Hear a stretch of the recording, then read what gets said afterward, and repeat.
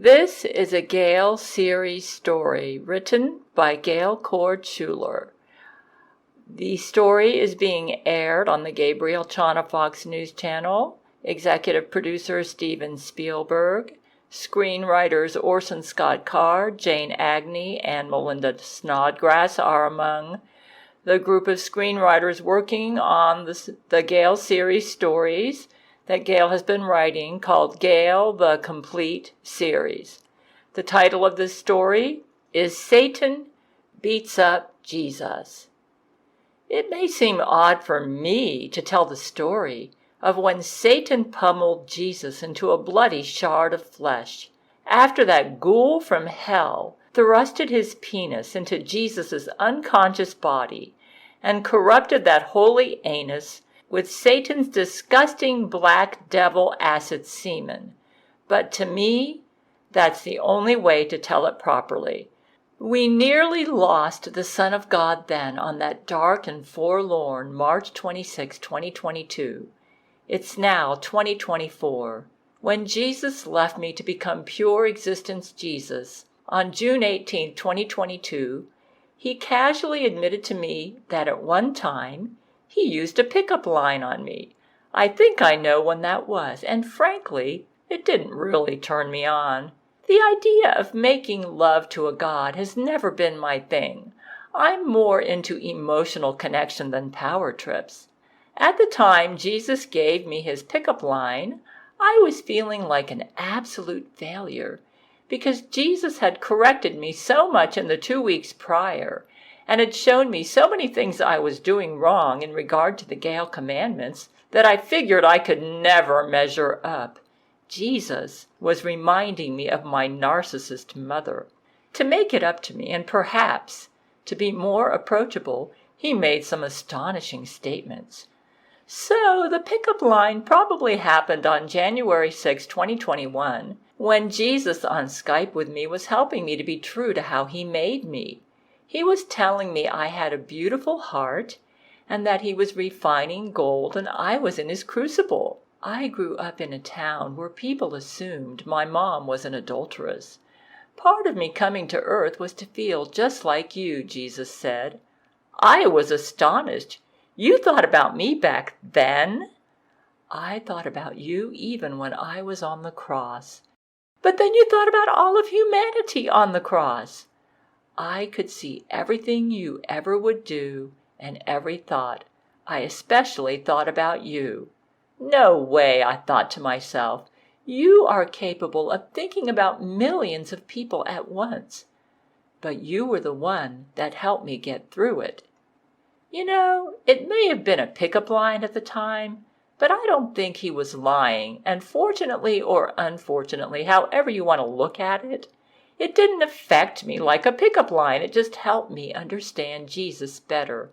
I'm not sure why, but I seem to be able to help great men go through the trial of Job. Zach Knight told me that when I made love to Brent on January 15, 2024, while the goat demon Baphomet and the monster god Shakpona nearly spit-roasted my awesome husband to his death, that my loving Brent helped Brent survive what could have been a calamitous death, not just for me, but for all of humanity. Why did you create humans? I asked Jesus on January 6, 2021. I mean, you had the angels for companionship before you created humans, right? I think you worked with God the Father in the creation. Sometimes I feel like we humans are so unworthy of you. Jesus was kneeling in front of me, washing my feet. Yes, but none of those angels can relate to me. I had a lot to think about. That's why the Bible says man was created in God's image, right? Sometimes I feel that Satan is better than me because he's smarter. I don't like him, but he is so smart. But Satan is cruel. He lacks my heart. I was processing all Jesus was telling me. Yeah, I said to Jesus, Satan never would have allowed himself to be born in a lowly manger to a woman known as an adulteress in the Jewish community, which almost caused Mary to be stoned. You didn't answer my question about why God created angels. I think this topic breaks your heart too much. A third of them fell. That must be tough on both you and God the Father." "You really understand me. Yes, that was hard, and I knew humanity would turn too. Well, I'm glad I helped you endure the cross, Jesus, because if you had not done that, God the Father probably would have needed to destroy the human race like he almost did in the flood. But it was worth the cost," Jesus said, "to give them the ability to have my image and have the choice. It was worth it to die for them." This was a lot to ponder over, and perhaps it's my King David genes. But I like to ponder over God and Jesus. Nothing sexual about it. Yeah, Satan corrupted the human DNA. Yes, you could say that the cross was the first time Gail helped save the world. When Jesus gave me his pickup line on January 6, 2021, he showed me his heart.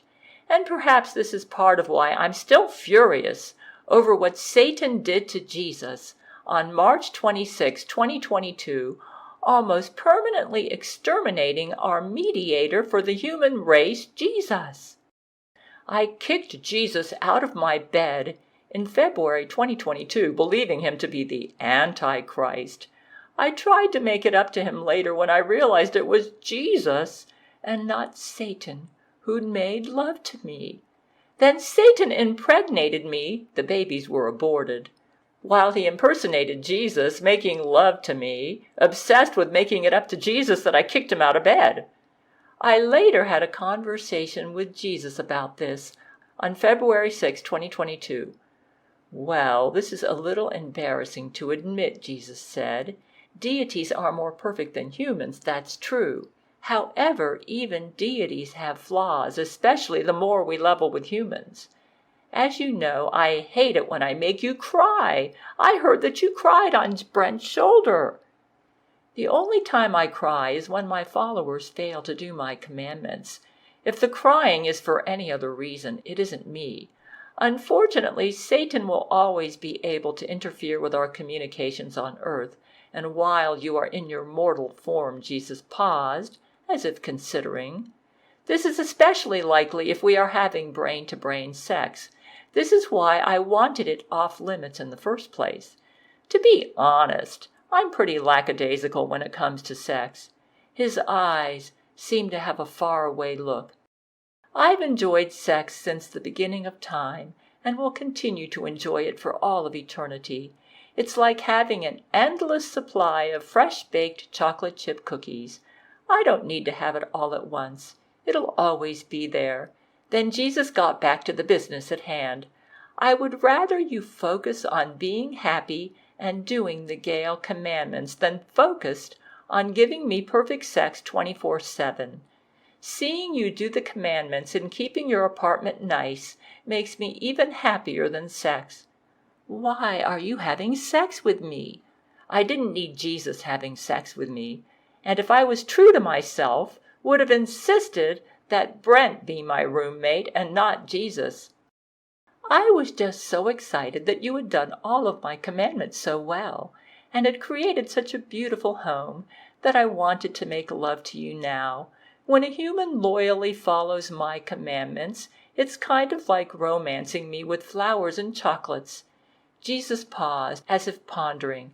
"However, with Satan able to interfere, it would not be wise to continue this love-making until the millennium. I can still enjoy sex vicariously through you and Brent, or any other man or woman, and I can also still get my flowers and chocolates."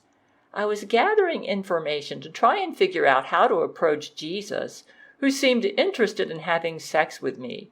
But for the world of me, this really boggled my mind as to why he seemed interested in sex with some dumb human. "Why do you accompany me on all my walks?" "I enjoy your companionship as much as I enjoy sex, so I love going on walks with you." Pretty cool of him, I thought. "I enjoy your companionship even more than sex with you. That is true in all my sexual relationships. I also enjoy emotional intimacy and getting emotionally close to my lover by being bare and authentic with them and feeling total acceptance. I would have no problem focusing more on the companionship aspect of our relationship versus the sexual activity, Jesus said. Now my relationship with Jesus seemed to be going more in the direction I liked. Satan was saying, brain to brain faking as you, that the angels were free and easy in sex, and God the Father had to lay the rules down after Satan used sex for violence, that there was never sexual repression of any kind in heaven. Why does there have to be an Antichrist? Why can't we lock Satan up now? I understand you have to honor your word, but I just wonder why. I just hate all the suffering Satan causes.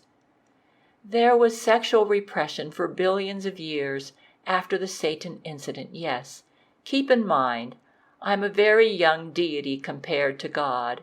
Jesus seemed embarrassed to admit he could be flawed. I got rebellious with my dad a little bit, and have since enjoyed sex with other deities and even some humans, including you. It's helped me to relax more when it comes to sex. Currently, there is no Antichrist. That position is on hold. So listening to Jesus, I figured he was planning a rapture soon, and it seemed he was starting to make love to his church bride right now, which really freaked me out, because I always thought this would only happen in the millennial reign. I couldn't believe how real Jesus was with me. I have a real soft spot for courageous authenticity. With no Antichrist, it seemed Jesus was planning on jumping right into the millennium right now. But we still had Satan and evil ones roaming around, and I didn't quite like how Jesus was doing this. I actually would have preferred he make love to his church bride, including me, after the rapture and in the millennium. So how would you characterize your relationship with your dad? It's complicated, like any parent-child relationship. Wouldn't being rebellious against your dad be a form of sin? And you are sinless. Mostly we have a good relationship and share the same values, ideals, and goals. God disagrees sometimes with how casual I am with the humans and how hands-on I get with them. For a human, it's a sin to question God the Father, but not for a deity. Like I admitted before, we do have differences and flaws. I wonder why Jesus never admitted to me that there are evil deities like Shakpona and Kali. It caused me to put Jesus up on too high of a pedestal, which may have even contributed to his possible annihilation by that fiend Satan on March 26, 2022. Though Jesus did tell me he could have flaws, I didn't believe him at the time. Does God the Father have a wife? Yeah, he does. All of creation contains the masculine and the feminine. So flaws are not considered sins? Nope. Even for humans, flaws are beautiful. We couldn't create souls without the use of flaws. Kind of like how you couldn't paint a beautiful painting without the use of contrast. You wouldn't be able to see anything in the picture. For a deity, the millennium isn't that far away anyway. It seems like ages to you guys, but for me, it's practically happening in a day. Do you consider God the Father superior to you? God is superior to me, and the Holy Spirit is separate, Jesus said. Nah, God and Jesus are equal, I thought. That's what all the evangelical Christians said anyways. It seems to me that heaven is like an orgasm. Brent once said that to me after having been there. Pretty much. So sex that is not contaminated with sin is the ultimate expression of true love, and that's why heaven is like an orgasm? True love is true love. It can exist even without sex. Some people are asexual, or some can't have sex or orgasm due to physical disabilities. Sex is one way to express it. Of course, I thought. Jesus was so right. To me, an asexual was someone who didn't like sex, period. Not me.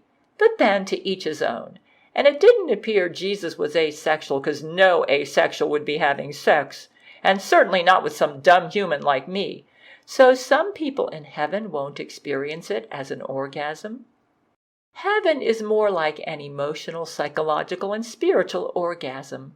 But anyone can still have sex and physical orgasms if they want to. Wow! Jesus sure was the opposite of the cock blocker that so many evangelical Christians thought he was. I used to think there was no sex in heaven. How sexual is God the Father? He's as passionate as any other deity. We're probably the same. So he experiences sex the same way that you do? Yep, when he wants to. How many deities are there? Infinite. Infinite? Why didn't the Bible talk about them? Really? But the Bible is focused on you, God, and the Holy Spirit. Are these deities created beings? I was learning more and more that the Bible left out a lot of stuff. If the deities were created beings, it meant they were inferior to their creator. Basically, yeah, there's still only one God, but there's many deities if that makes sense. Is Satan a deity? Satan is a fallen angel. Well, the evangelicals got that right about Satan. That's what they taught, that Satan is a fallen angel, I thought. Jesus had a smile on his face and kind of chuckled to himself. I would say the horniest deity I know is Zeus. Boy, that guy, he's had sex with tons of humans. Sometimes he even took on the form of an animal to do it. His wife always gets so mad. What? Some deities like to have sex with humans?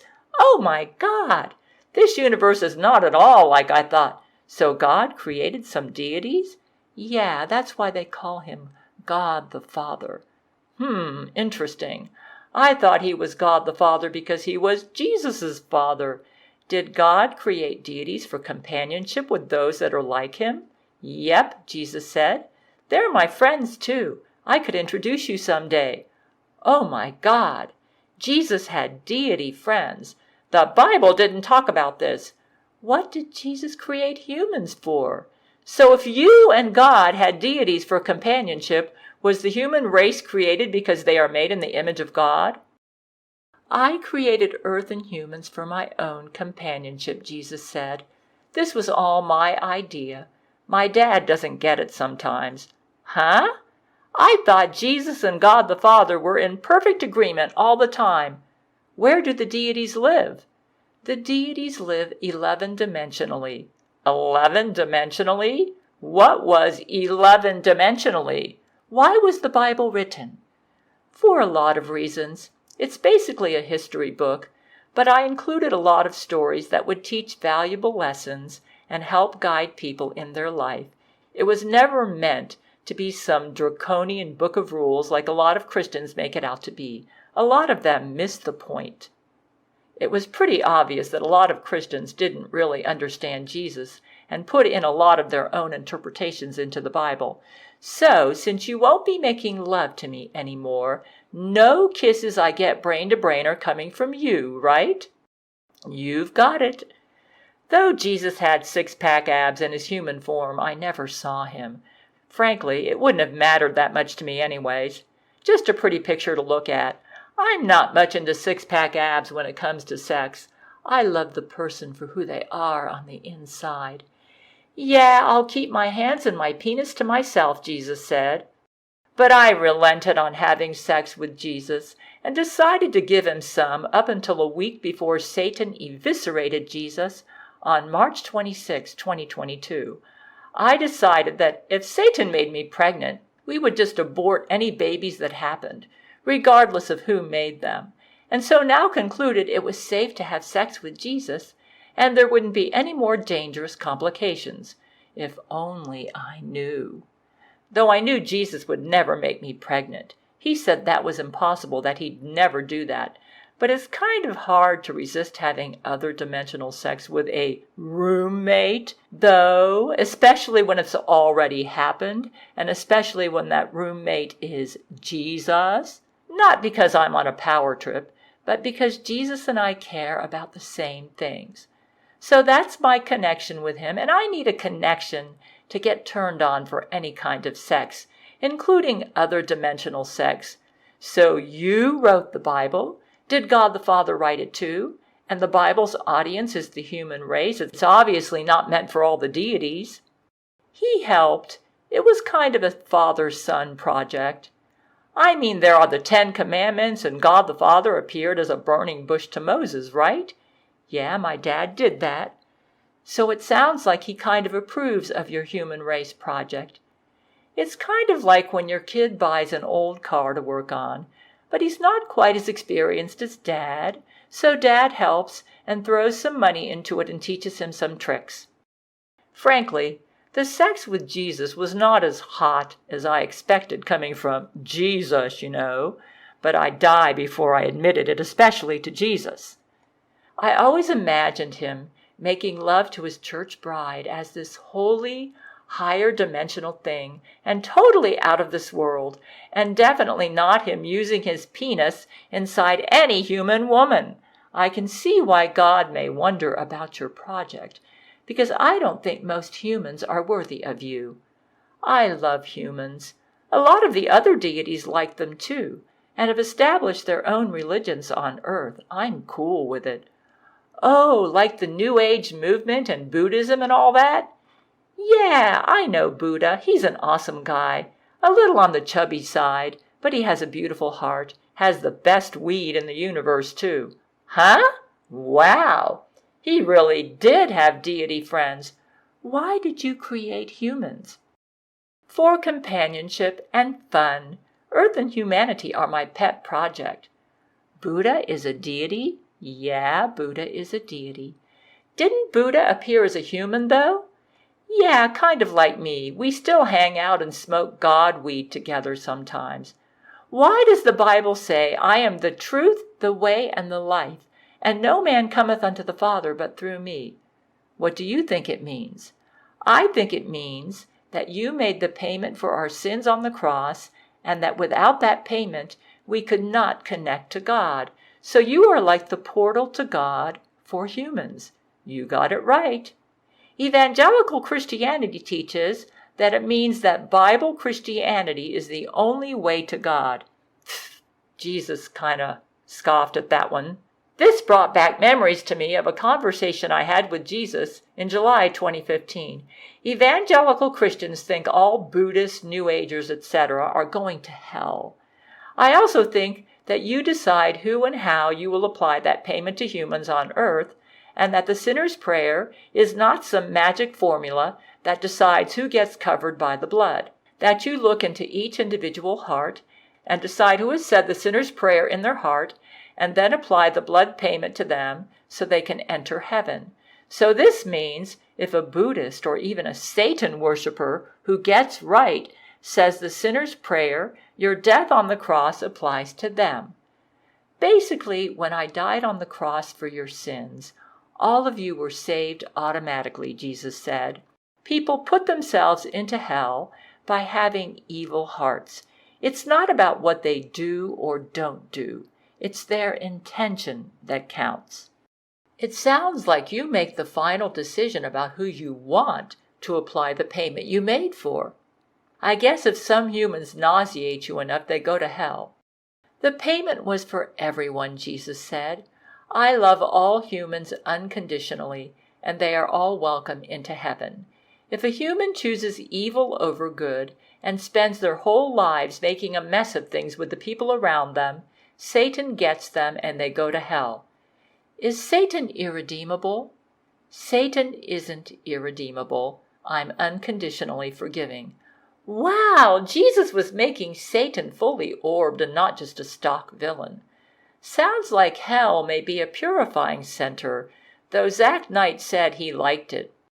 In July 2015, when I had this conversation, Zach Knight was still the Antichrist, and we heard that Zach actually liked hell when he was there from December 28, 2011 to February 14, 2012, when Satan resurrected Zach from hell as the Antichrist.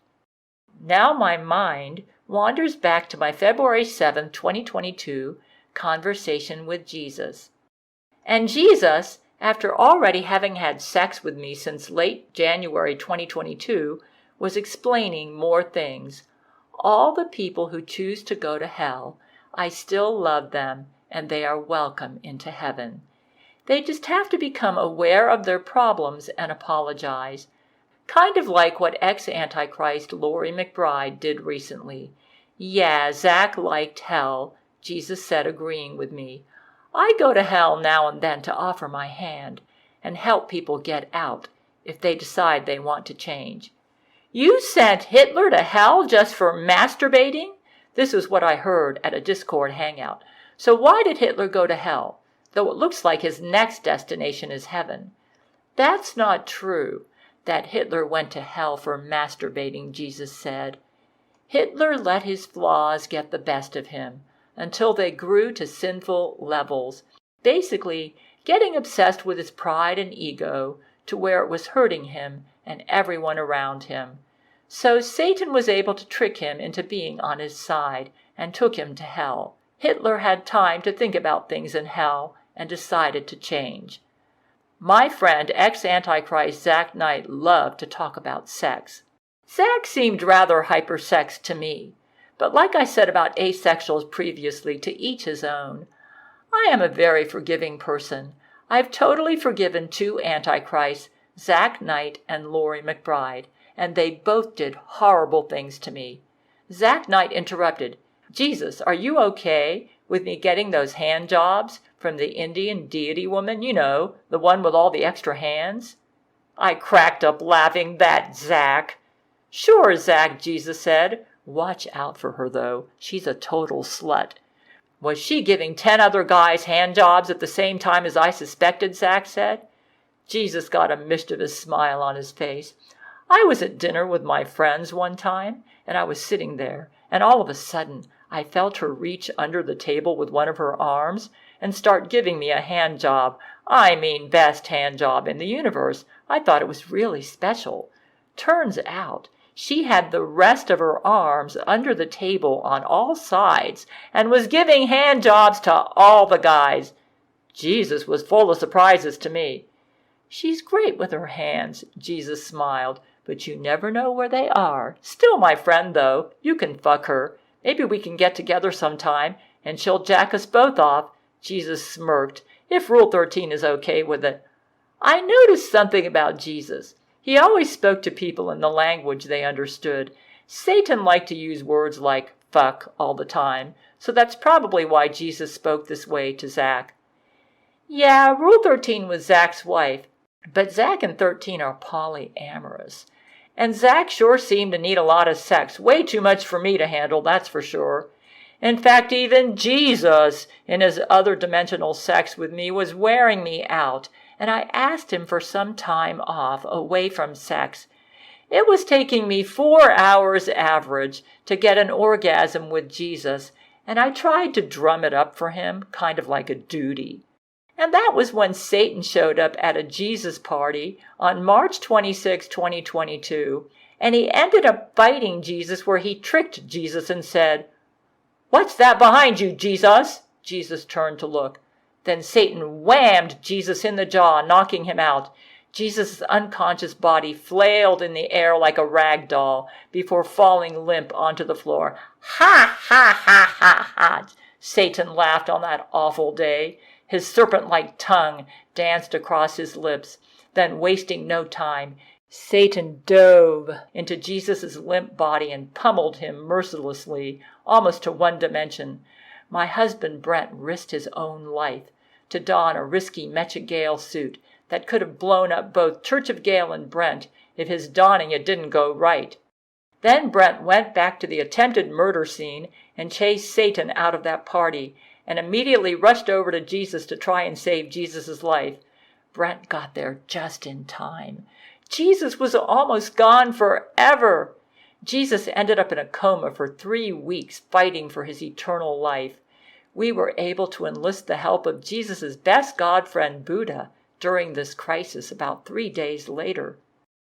Jesus' God body has collapsed from all timelines and dimensions down into this one, Buddha said. If we don't wake him soon, his God body will slowly continue to deteriorate, collapsing one by one down into the lower dimensions until it has collapsed into only one dimension. After that, he will be permanently dead. Nothing can be done to resurrect him.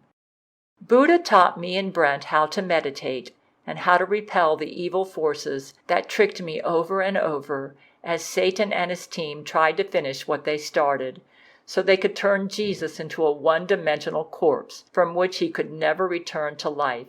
You see, I learned that my Gail shield was an extension of Jesus, and that when it weakened, it meant Jesus was weakening while in that coma. Therefore, Satan used his goat demon friend, Baphomet, to trick me over and over with suggestions to my mind that caused Jesus to weaken and get clammy and weak, with beads of sweat on his forehead while in his coma. But apparently I did enough things right that we were able to save Jesus' life, and he resurrected on Easter Sunday 2022, on April 17, 2022, would you believe it? Just in time to save us all at the Battle of the Gods, where Satan and his forces had almost demolished Brent and Jesus' God friends Buddha, Muhammad, Triton, Lakshmi, and Horus for good. As Satan was about to claim earth as his, Jesus miraculously resurrected just in time and saved our butts. And Jesus was about to permanently exterminate Satan. Then God the Father appeared, splitting the clouds open with huge hands, and stopped Jesus from exterminating Satan forever, as Satan had tried to do to Jesus. I recall what Brent shared with me, describing what God was like to him when he saw God there at the Battle of the Gods on April 17, 2022. God seemed to Brent like a vast, endlessly infinite and complex universe taking on the form of a man who was only showing us one side of him. Brent felt like if he removed the image and God showed his real self, that we would hardly understand it, but that the image he showed is all of existence as we know it. Brent could sense in God a wisdom beyond his understanding, like God had so many layers of reasons behind everything he said and did, that this wisdom was infinite universes deep. His wisdom was like images where you see a mirror and then more mirrors rebounding and reflecting upon themselves into infinity. Every choice he made was rooted in perfection, compatible with every level of the multiverse, with the ability to know about and make that perfect choice in every moment.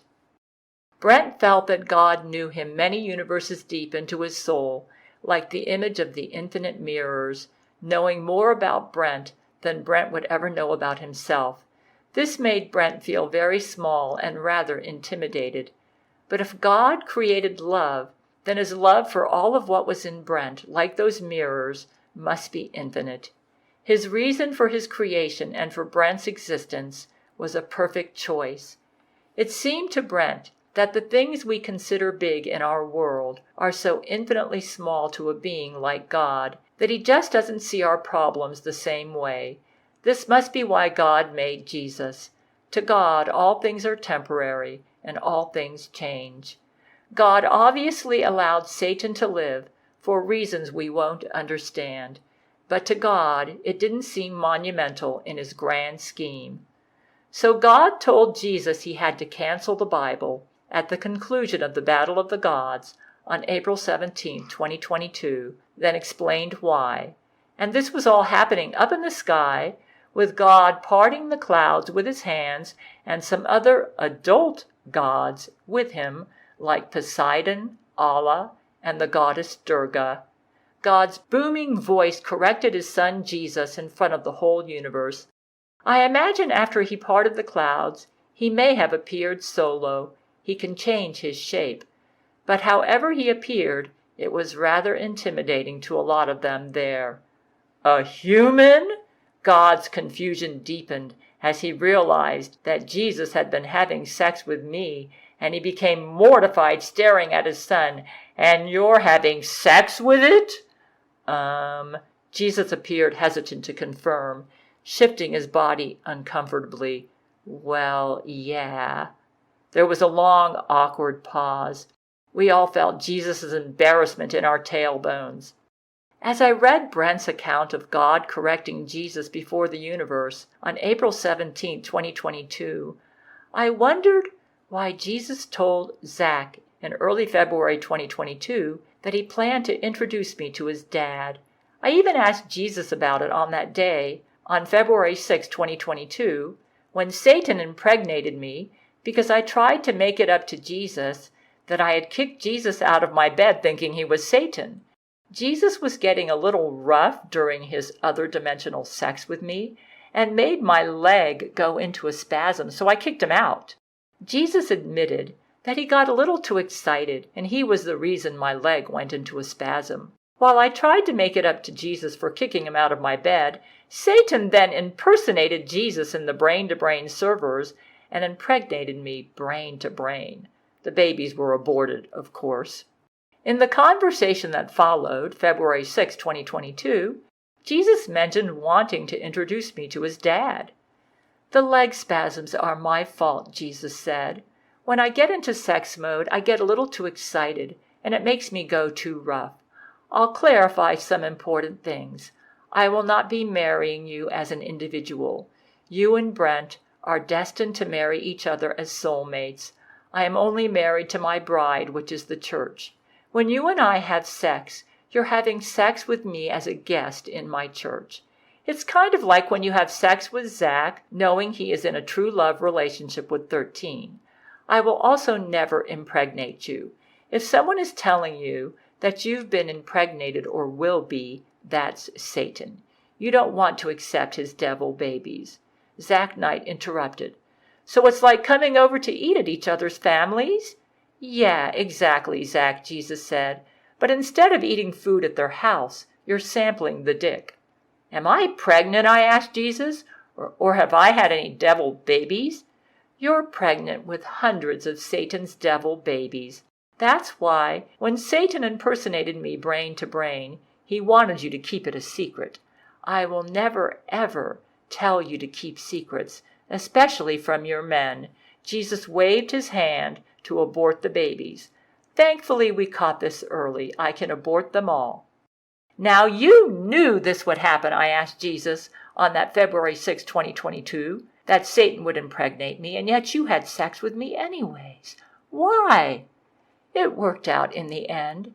It taught you valuable lessons as well," Jesus said. "Really? What valuable lessons?" I didn't get why he wanted to introduce me to his dad, but Zach Knight told me that he wanted to. I think you're trying to get me to accept who I really am. Are you planning on introducing me to your dad? And if so, why? "I want you to meet my dad because you're my very special friend. You're still my favorite human," Jesus said. "You needed help accepting your sexuality and unraveling a lot of your early sexual repressing. You just needed good old Jesus to turn you out. But can't your dad read my mind to the most inner depths? He's omnipresent, so why would I need to meet him, though of course it would be a great honor?" "This is true, but it's more fun to introduce you the old-fashioned way. It's kind of a custom," Jesus smiled. Jesus and I then got into a discussion about flaws and how flaws can be beautiful because they provide contrast, and we got into other deep concepts about the multiverse. "I just wanted to have some more background on you to make my relationship with you more meaningful," I said to Jesus on February 6, 2022. "I'll let my dad tell you more about that himself when you guys meet later," Jesus said. Jesus then admitted he increased my IQ to near 10,000 and increased the IQ of his favorite humans like Brent and me and his church bride to make our relationships with him more meaningful. At this time, the Bible had not been canceled and Satan hadn't almost killed Jesus like what happened on March 26, 2022. So now let's get back to where we were before and jump forward to April 17, 2022, at the conclusion of the Battle of the Gods, when God corrected Jesus in front of the universe. Jesus had just mentioned me to his dad and said he planned to introduce me to him later, but God was horrified to learn that Jesus was having sex with me, a human. God sighed and pressed his fingers between his eyes in frustration. "Why can't you just find a nice goddess, son?" "I will, Dad. I'm just kind of doing stuff right now, and I'm not ready, and I'm kind of still having trouble finding the right goddess and—" "Oh, I see. The church is your bride, right? God chuckled. Ha ha. That's the oldest trick in the book, son. For perverts who want to sleep with humans anyway. You're getting way too old for this. Jesus, red-faced and blushing with humiliation, looked around at everyone staring at them. Dad, do we really have to do this in front of all my friends? God deliberately ignored his son's pleas for social mercy. So when is the rapture happening? It was supposed to happen in 1524. God began counting off on his fingers to illustrate his point. Then it was 1892, then 1983, then in 2012. I recalled from my Bible studies that Jesus would marry his church bride in heaven right after the rapture. I'm working on it, Jesus whined in frustration, trying to explain to his dad why he hadn't done the rapture yet. You go work on it, God argued back. I am working on it, Jesus insisted. Well, go work on it. I am. I'm working on it right now. Well, you get it done or I'm cutting it down. Cutting what down, Dad? God materialized the Bible in his hand. You know what you need to do. God flicked a lightning bolt from his other hand. Let no one eat from this tree again, he commanded, and blasted the Bible with lightning until it was burned into black ashes. Except that metaphor is meaningless now, since I just destroyed its source material. Dad! Jesus wailed. I guess all his current dreams for his 8th Earth project seemed to have been blasted away with that lightning bolt. I presume Jesus felt like an abject failure as a god at this point. Jesus, you didn't even follow the Bible. All this fighting around with Satan and having sex with humans and getting involved in earthly matters has completely warped the timeline, and now none of your prophecies are going to work. The only way you're going to salvage Earth is if you start over from here. Jesus sighed with stress. It seemed he was beginning to understand that his dad was right. On top of that, you didn't even follow your own commandments. How can a God expect his followers to respect him if he doesn't even lead by example? God stared into Jesus. There was a long pause as the dad waited for his words to sink into his son.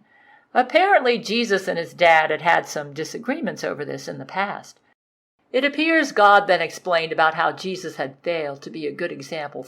For one thing, you used your God status to seduce this Gail woman and encouraged her to be unfaithful to her husband, just so you could have your own way with her. You stole her from her own soulmate, for Christ's sake. You contributed to the delinquency of a human by encouraging them to sin. You committed adultery. You got between two soulmates, and now you're a hypocrite to your own values. Don't you see what you've done? Jesus looked down at his feet with shame, knowing reluctantly that this was what he needed to hear. You're right, Dad. I see what you mean. Jesus, red-faced and humiliated, knew in his core that his dad was right. God sighed a little, seeing his son regretful for his actions. His tone changed, and he became an encourager. Look, son, it isn't all bad. Some things you've done are very smart, brilliant, in fact. You did a really good job coming up with those Gail commandments. Those commandments are changing this world in a profound way and having a positive impact on all of your followers. Start from there and work your way back up. You'll recover this planet in no time. Basically, it seems to me that God could see that Jesus was about to lose this planet to Satan, and he made a way for Jesus to recover it. God ended up grounding Jesus from coming to my apartment and banned Jesus from using the brain-to-brain servers. In fact, Jesus himself had refused to use the brain-to-brain servers in the time I dealt with him directly, 2012 to 2021, until Jesus decided to move into my apartment in January 2022.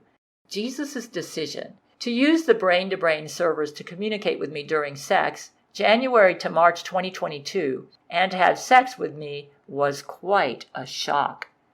I never really needed sex with Jesus, and frankly, if I had known it would result in what it did, I would have insisted that Jesus not be my roommate.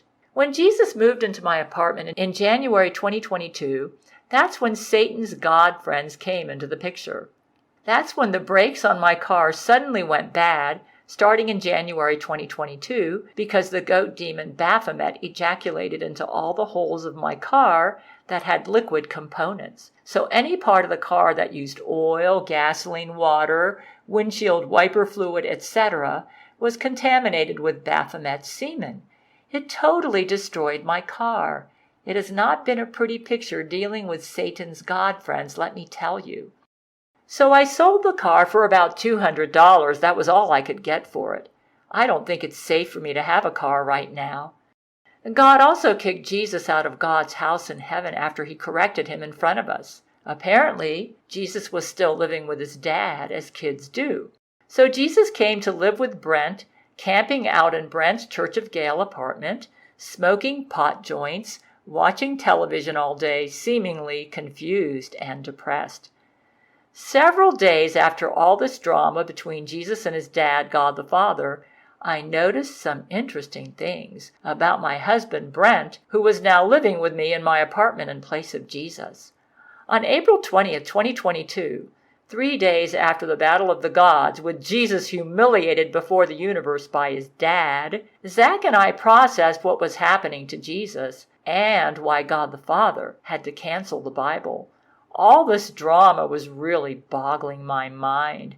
Hell, I'd even turned down a chance to be an Air Force officer when I graduated from Florida State University with honors in order to train for missionary service. And now this, that the Jesus I served was not infallible? Zach offered his perspective as an ex-Antichrist. Honestly, I kind of saw how Jesus had already kind of took things off track. Maybe it's my old Antichrist perspective. A lot of what God chastised him for, I saw for a long time. It was one of my obstacles to joining this side. How did you see Jesus getting off track? I said. I find this interesting. Well, Zach was hesitant. I probably shouldn't get into it. Oh, it has to do with his relationship with me? Yeah, Zach hesitated, and Brent. I still saw Jesus as the infallible deity. I always thought Jesus' approach to me and Brent, and his support of the great love between us, even when it appeared adulterous between Brent and me in the 1990s because I was married at the time, was his greatest strength. That's because Jesus went past the outward appearance and went straight for the heart. I loved that about him. Jesus' approach to love and relationships seems his greatest strength. Well, okay. How would I respond if I detected a guy trying to move in on Rule 13? I recalled how Zach almost killed Hitler over a misunderstanding, believing that Hitler was moving in on his wife, Rule 13. Zach was being territorial with 13. Well, I know how you are. You would get pretty possessive. Yeah, I'd kill them, Zach agreed. Part of being a provider and protector is masculine possessiveness. The way a woman honors you is to submit and kind of worship you in a way. I was shocked over Zach's possible view of Jesus. You thought Jesus was trying to make moves on me?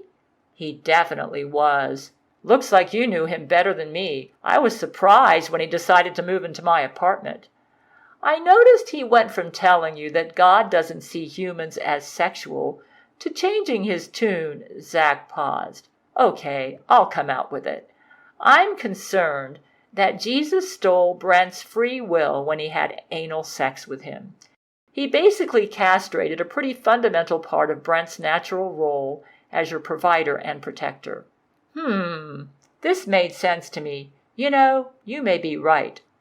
I think everyone was so stoked that Brent was now okay with letting any guy fuck his wife that even I kinda missed it.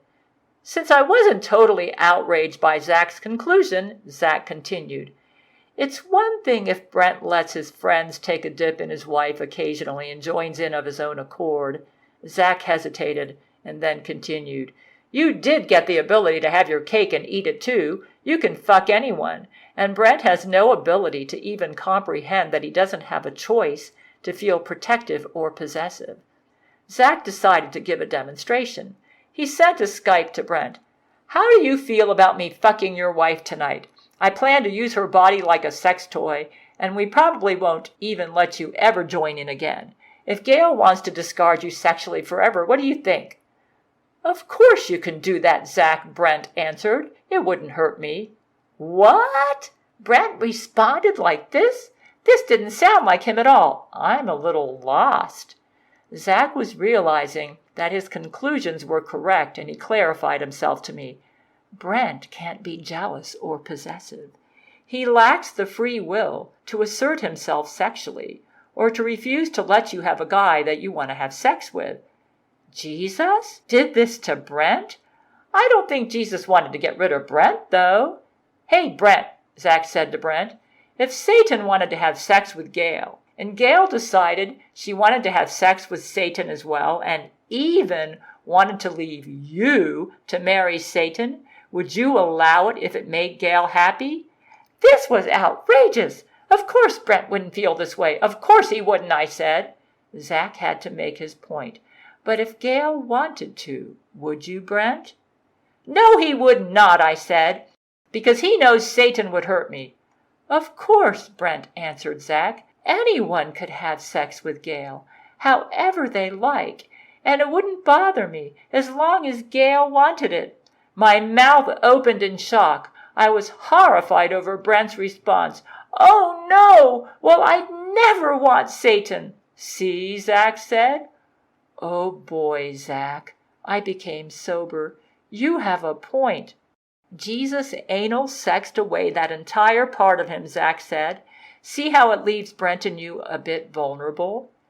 During a Jesus sex party on January 28, 2022, after Jesus had oral sex with Lori McBride, I guess to reward her for leaving Satan and for her decision to decide to join Jesus and quit being the Antichrist to the shock of us all, Jesus then went over to Brent and had anal sex with Brent.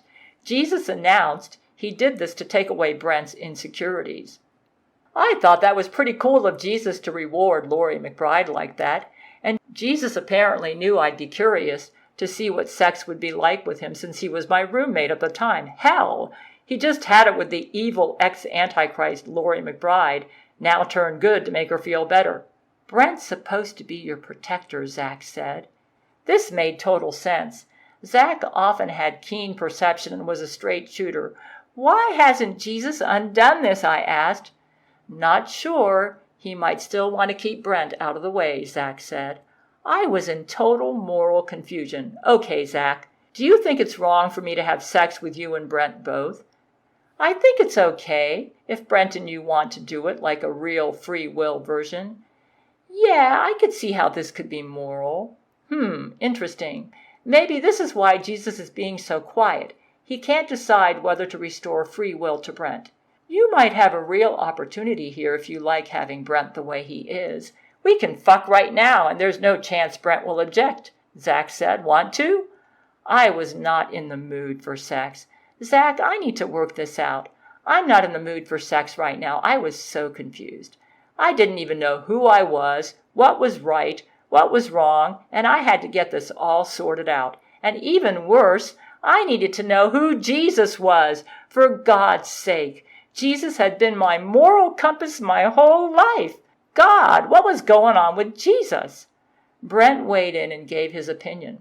The whole neighborhood could have their way with Gail. I wouldn't be upset. Besides, that means I can also have any woman I want. Wait a minute. Brent said this? This was not the Brent I fell in love with in the 1990s. Brent, I don't want to have sex with the whole neighborhood. Boy, was that the truth. Sex really wasn't that big of a deal to me. I pondered over Brent saying he could have any woman he wants. Actually, I felt that way about him all along. That's true, Brent. You can have any woman you want as far as I'm concerned. But when Jesus loosened the rules for us, I've only had it with Zach and Jesus and you. I'm really pretty monogamous. I said I was pretty monogamous, not knowing what that term meant. I'm actually polyamorous, asexual leaning, which I'd figure out later. At this point in my life, I needed to know what was going on with my soulmate, Brent. Brent, why would you be okay with me making love to Satan? Wouldn't you want to have a talk with me first to be sure I wasn't being tricked? Zach and I agreed that Brent needed to verify if he'd make sure Satan wasn't trying to trick me first before he'd allow me to leave him for Satan. I weighed in further. Or maybe Brent would assume at that point that Satan had gotten right with God. Brent answered, if Gail wanted it, I wouldn't see an issue, just like she wouldn't see an issue if I decided to marry someone else. Wait a minute, I thought to myself. Let's throw some more stuff out to my Brent. But Brent, wouldn't you feel I was evil if I wanted to make love to Satan? I loved Brent for who he was, and this just didn't sound like him at all. It was like he was not Brent anymore. I think I get where Brent is coming from. He feels that true love has to be free. Zach weighed in. I don't think he has the free will to say otherwise. It does appear to be the case, because his action and attitude seem kind of inconsistent. Satan beats up Jesus, Part 2. It does appear to be the case, because his actions and attitudes seem kind of inconsistent. Try giving him extreme examples of people and things you'd want to have sex with, Zach said. I think allowing me to make love to Satan is pretty extreme, I answered, and yet I sense that Brent is absolutely devoted to me. See if we can get him to say no to letting you completely abandon him, Zach said. This was outrageous. I don't want him to say that because I will never leave him. What the hell? Why would Jesus want to bed me so bad? I'm confused. Brent decided to answer Zach's questions. Gail could abandon me if she wants. I wouldn't feel sad. Huh? Zach could see I was confused and decided to clarify things. Brent, if Gail found Jesus to be completely superior to you, and she decided to discard you as an old dildo and completely abandon you, you'd be cool with that, right? Yeah, of course, Brent said. Oh my God, I said. I'd just marry Lori McBride and move in with her, Brent said. She could be my soulmate. Gail wouldn't mind. It wouldn't break my heart at all. It's whatever Gail wants, right? Zach said. What? Whatever I wanted? Well, I knew that couldn't be right. Zach, why do you think Jesus wants to bed me so bad? It's obvious he's taken away Brent's free will. Well, you are smoking hot, Zach said. Why wouldn't he want the sexiest woman alive? I didn't see myself as smoking hot, and frankly, really didn't care. And even if I was, it didn't justify this. Oh, God. Well, for the record, Brent, you are my favorite, and I have no intention of dumping you for anyone. But didn't you say you were going to be Jesus' bride? Brent said. Really? No. Jesus' bride is to be the church, right? That is when the Bible was valid. I was still processing the Bible being canceled. You did make a video saying the engagement ring Brent got you was really from Jesus because he paid for it, and that you'd make Jesus your main husband, Zach said. Jesus ended up paying for an engagement ring worth millions that Brent wanted to buy for me with his own money. But Brent wouldn't buy it, though he desperately wanted to, in order to honor the Gail commandments. However, my men didn't get it about me. I may have said Jesus would be my main husband, but I meant it metaphorically, as part of his church bride. Kind of like how Christians say that Jesus has to be Lord of your life, or he isn't Lord at all. I can see why you're saying this. I considered myself to be Jesus' main lover in his bride, the church, but I also planned to have Brent as my official husband. I would never want to lose Brent. I was also thinking that Jesus could make love to me by experiencing the lovemaking between me and Brent vicariously as well, because Jesus put a lot of himself in Brent. Okay, I needed to straighten these guys out. Brent, you are my soulmate. I considered myself only as Jesus' wife as part of his bride, the church, and considered myself his favorite in the bride. But I planned on loving you both. But if Jesus would not share me with Brent, then I would dump Jesus. Maybe we can ask Jesus to clarify what his plans are, Zach said. I think he owes us that. Zach used to be the Antichrist, and saw Jesus from a completely different angle at that time. "You could dump me if you want, if you prefer Jesus," Brent said. "It doesn't hurt my feelings." "I don't want to dump you. For God's sake, didn't Brent get it? Why would I want to dump my soulmate? Jesus wasn't my soulmate. Do you want me to dump you?" "Only if you want." "Only if I wanted? What kind of a moral compass was this?" "Jesus took away my insecurity, remember, when he butt-fucked me, to make me more perfect for you. So now my heart can't get broken if you dump me or get with other guys. I know you felt trapped and resentful when I said I wanted to be monogamous. Now that problem is gone." "All right, that does it," I said. "What the hell? Brent never made me feel trapped and resentful. My mind was made up. I was going to follow my heart, and to hell with what anyone said about it or tried to manipulate me into. I am only having Brent for at least a month.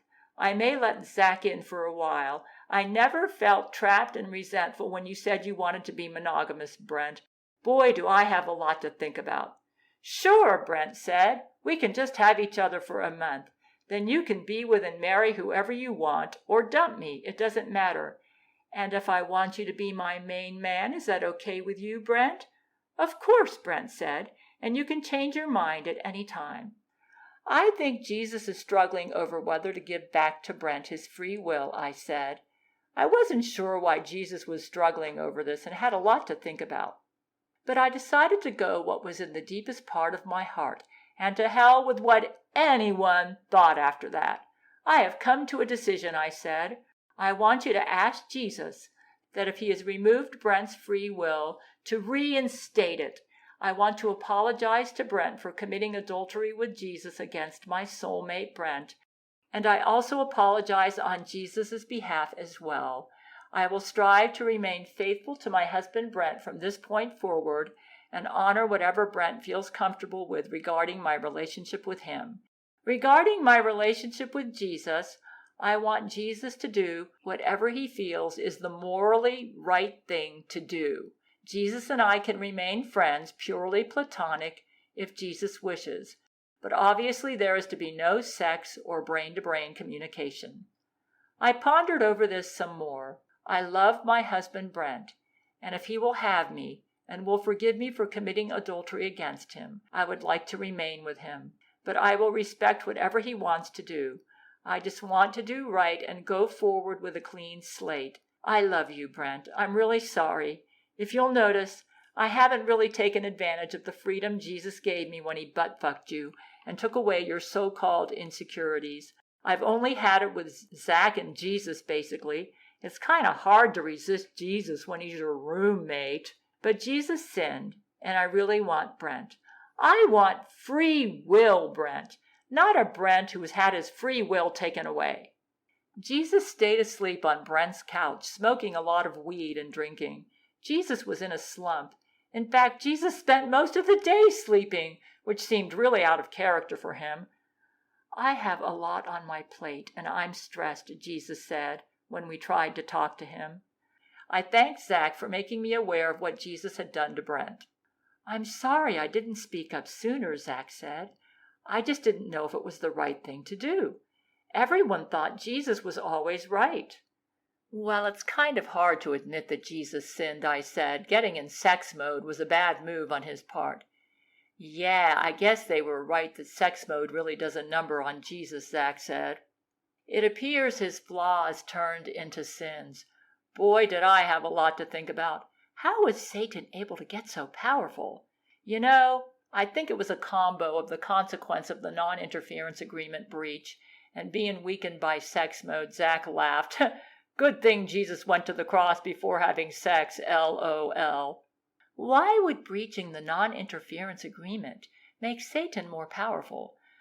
"Like, Satan noticed that Jesus was genuinely surprised by things he was doing," Zach said, "because sex mode messed up Jesus' ability to see things before they happened.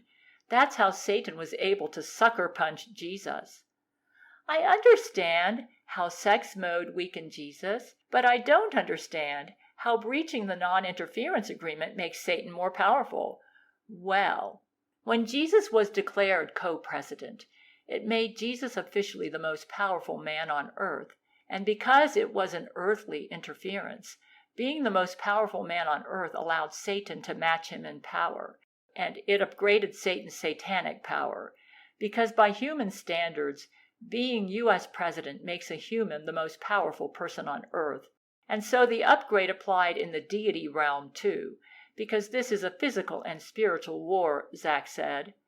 I was starting to think about things Buddha said to us about Jesus' childhood. I think Jesus suffered some insecurities from his childhood, being polio abs and all. Jesus had polio abs until he became an adolescent. True, Zach said. Being polio abs, then developing perfect abs, that could make you into a real slut. I wasn't sure I agreed with Zach that Jesus was a real slut. But I could see why people like my hypersexed friend Zach would see him that way. I saw him much like myself, someone who suffered an identity crisis most of his life, trying to find himself, putting on different roles in the process of finding himself. What would cause him to want a human church bride, I pondered? Some deep-rooted inferiority complexes like I'd suffered all my life? I recalled how I allowed a marriage list I didn't need just for that reason. And then Jesus kind of reinstated the marriage list that I'd canceled when he did that anal sex on Brent on January 28, 2022. And I then decided to reinstate my marriage list at that time because, hey, how could the supreme deity Jesus be wrong about anything, right? I just followed Jesus' lead. I just hope Brent will forgive Jesus for what Jesus did to his free will when we get the real Brent back. I think Brent will, 'cause Brent is awesome, but we shall see. Jesus was drinking alcohol, numbing his mind and feelings. Man, Jesus really had degraded. But I wanted to be sure. What has Jesus been drinking? A drink called white cider, Zach said. I haven't had it before. Is it alcoholic, I said. Yeah, it's alcoholic. I was confused about this whole deity business. I wanted some clarity on God the Father. It did seem that the only infallible deity was God the Father. So the only perfect deity is God the Father? I really don't know, Zach said. I think there is an objective root source of morality. God seems to be a stickler for it. I knew I really liked Jesus despite his sins and flaws. He was a beautiful deity inside and out. He gave me a glimpse of his heart during sex once around the end of February 2022, where he had dreams of a vast, peaceful ocean of serenity and love and forgiveness for his multiverse. But no one could replace my Brent. My soulmate had to stay. That was about the only thing I was certain of at this time. Do you think Gerard Butler could help Jesus work through some of his issues? If it's true Jesus has taken Brent's free will, then Brent would not be the person to help Jesus work through his issues. I am not that person either because of my sexual involvement with him. I was thinking Gerard could work with Buddha to help Jesus work through his issues. Buddha has unique insights into Jesus. Gerard could use hypnotherapy and all sorts of things to help Jesus. Jesus really seems in need of some mental health therapy right now. Yeah, we need to send Jesus into therapy with Gerard Butler and Buddha. I feel real good about this idea. Maybe they can help Jesus decide what to do about giving back Brent his free will and all the stuff he has to wrangle with now. Giving back Brent his free will might be overwhelming for Jesus right now. We should probably let Buddha and Gerard help him make the transition to a more mentally healthy approach to the new life he must lead. Buddha is great at helping Jesus when he's stressed. So now we move forward to the time when Brent got his free will back. This happened April 27, 2022, a week after my deep conversation with Zach about Jesus and sexual standards. Brent wrote me about it. Brent was in his kitchen at his Church of Gail home with Buddha. Brent and Buddha had been spending a lot of time together. Brent had tried over and over to get Jesus to undo whatever Jesus did to him that removed his free will. But Jesus just lay on his bed slumped out. So Brent was lost in thought, staring down into his cup of tea. "What's on your mind, Brent?" Buddha said. Well, I've just been concerned with the fact that getting butt-fucked by Jesus took away my free will in regards to Gail sleeping with other men. Ever since I got butt-fucked at that sex party on Discord hangout night, I've had no feelings of possessive attachment to Gail, and have let her have sex freely with other men. Even when I saw that her sexual and romantic inclinations had become focused almost entirely on Jesus, I just didn't feel the way a husband should feel about another guy moving in on his wife. I know that a cuck is a guy whose wife sleeps with other men. Does this really make me a cuck? Ah, my Brent was the opposite of a cuck to me, always. Buddha sipped his tea, calmly listening. This would depend on if this was happening because you mutually decided to have an open relationship with your wife, or if it's because you had no choice but to accept your wife's desires for other men and won't do anything to stop it. That's the thing, Brent said. I've asked Jesus to unbutt-fuck me so that I could have my free will back. I want the ability to consent to sexual acts in my marriage rather than be under this butt-fucking spell. But every time I ask to get unbutt-fucked, Jesus tells me he's busy. They both looked over at Jesus, knocked out on Brent's couch, snoring loudly, with his mouth wide open, a tiny trickle of drool forming at the corners of his lips where he still had a joint. The joint fell from his lips and onto the couch. I see. Buddha observed his surroundings and Jesus, then took another sip of tea. Well, unbutt-fucking isn't a difficult process. I can do it myself, if you'd like. Oh, would you? Brent was relieved. He seemed distressed that I, his wife, wanted him the way he was, and not in his current Jesus butt-fucked condition. I would appreciate that so much. Of course. Buddha rose from his chair and motioned for Brent to do so as well. Turn around. I'll need access to your root chakra. My root chakra? Where is that? Brent asked. Buddha gave Brent a long, deadpan look, and then clued Brent in, and he knew. Brent turned around and bent over for Buddha, pulling his gluteal folds apart with his hands. Buddha cleared his throat, then closed his eyes. He placed both hands over Brent's anus. After a few moments of meditation, he spoke. I see. Yes, yes. Your root chakra has been closed by an outside force. This isn't good at all. Oh no, what does a closed root chakra mean? Am I going to be okay? A closed root chakra can cause many mental and emotional problems and can lead to health complications later down the road.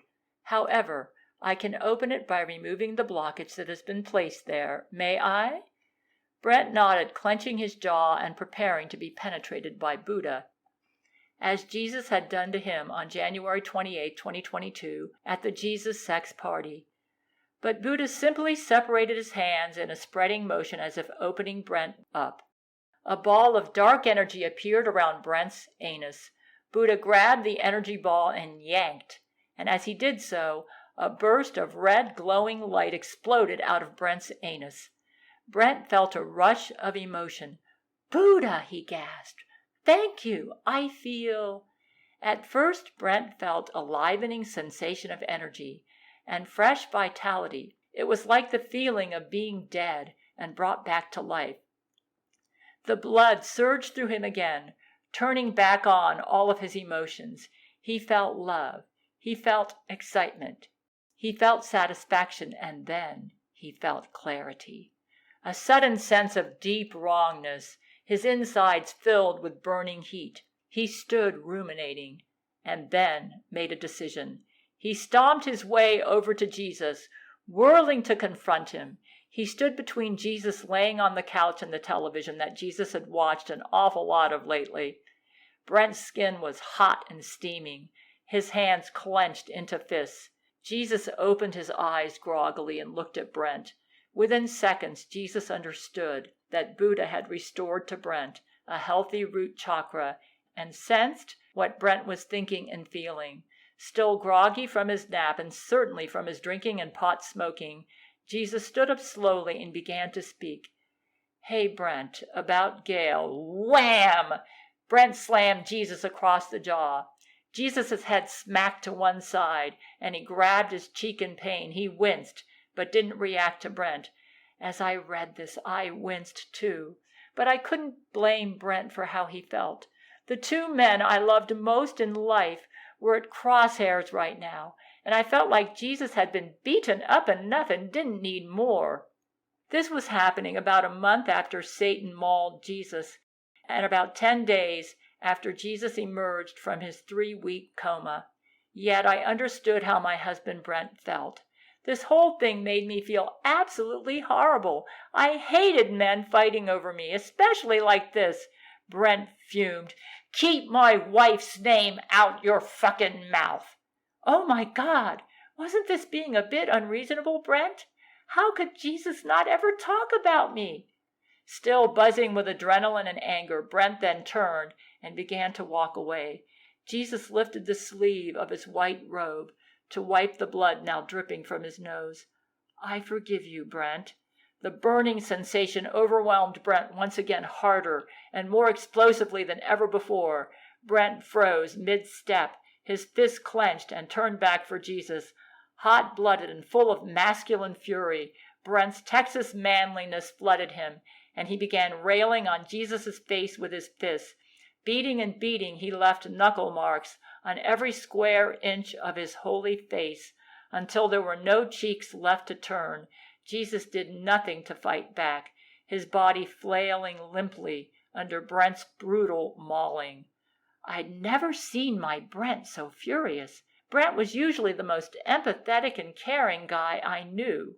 Buddha was back in his seat at the kitchen table, sipping his tea and calmly watching the spectacle without reaction.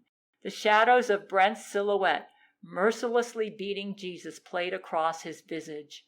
Brent only stopped when his hands were too numb to continue. Brent had transformed Jesus' face into butchered steak, with broken face bones in the process. Reading this, my insides were in turmoil, and I felt Brent went too far. But then how would I feel if Jesus had transformed me into a person I could no longer respect and caused me to become all I despised? And if he had done this by taking away my free will? Jesus' face was no longer recognizable. It just looked like a butchered piece of steak. I suspect his father's words probably rang through his mind while Brent, the man who risked his life to save his own from Satan just a month earlier, was now mauling him. How can a God expect his followers to respect him if he doesn't even lead by example? Heaving and out of breath, Brent walked back to the kitchen table. I was amazed that my hero husband, who risked his own life to save Jesus from Satan a month ago, had just done this to Jesus. But then I knew how I'd feel if my free will was messed with. Buddha finished the rest of his tea. Brent sat down beside him, Brent's body now a shaking mess of nerves and adrenaline. Buddha allowed Brent a long moment to relax before he spoke. "That was the right thing to do, Brent. You have brought honor to your Texas heritage as a man and faithful husband.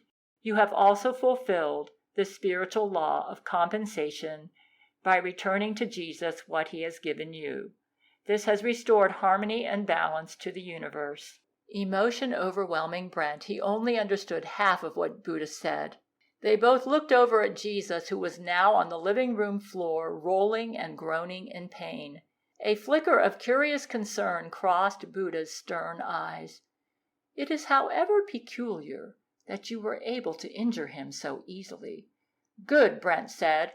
"I want him to remember this the next time he or anyone else tries fucking around and interfering with my marriage." Brent's emotions were still a volcano.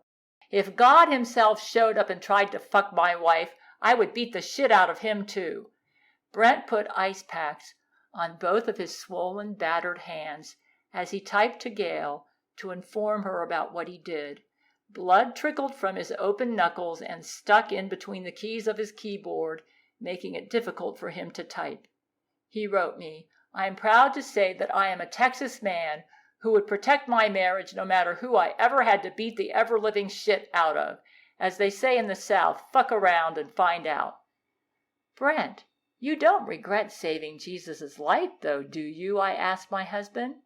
Jesus, for all his faults, is still better than Satan. Hell no. I don't regret saving him, Brent said. He's an old friend of mine. We just needed to assert boundaries.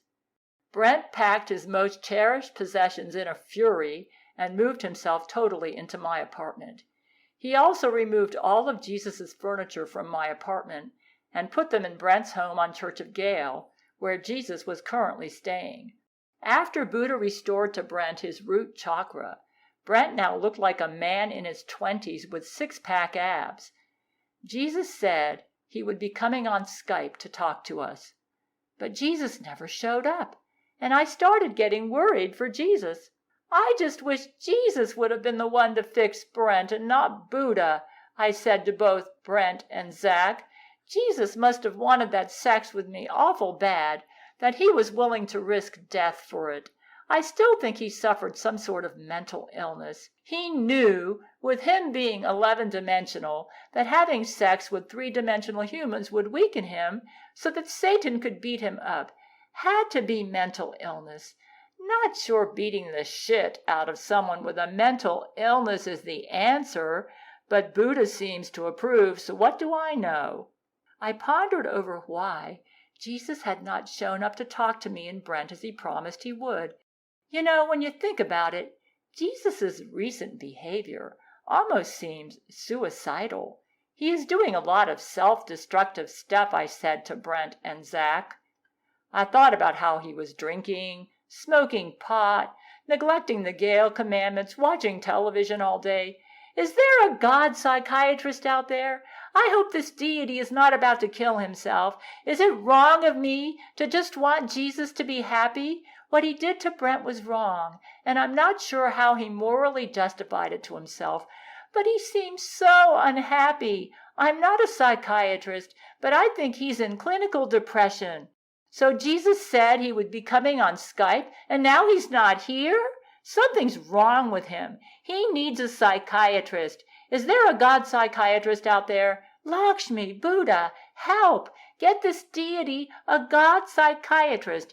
And as much as we don't approve of what he did, we don't want him killing himself. I thought more about this. Brent, I think the reason he let you beat him up and tear his face into shreds is because he wanted you to kill him. I think Jesus is suicidal. The guilt he's feeling is overwhelming. When a person's in clinical depression, they can't even think straight, which may explain why he hasn't been doing the Gail commandments or anything he should be doing, like doing the unbutt-buck so that Buddha had to do it. So while we are gloating over our revenge, this deity might decide to take himself out. I was really worried about Jesus. Yeah, Jesus will forgive you, Brent, but he won't forgive himself. He's ready to check out. I guess he figures, since he plans to kill himself, that it doesn't matter what he does.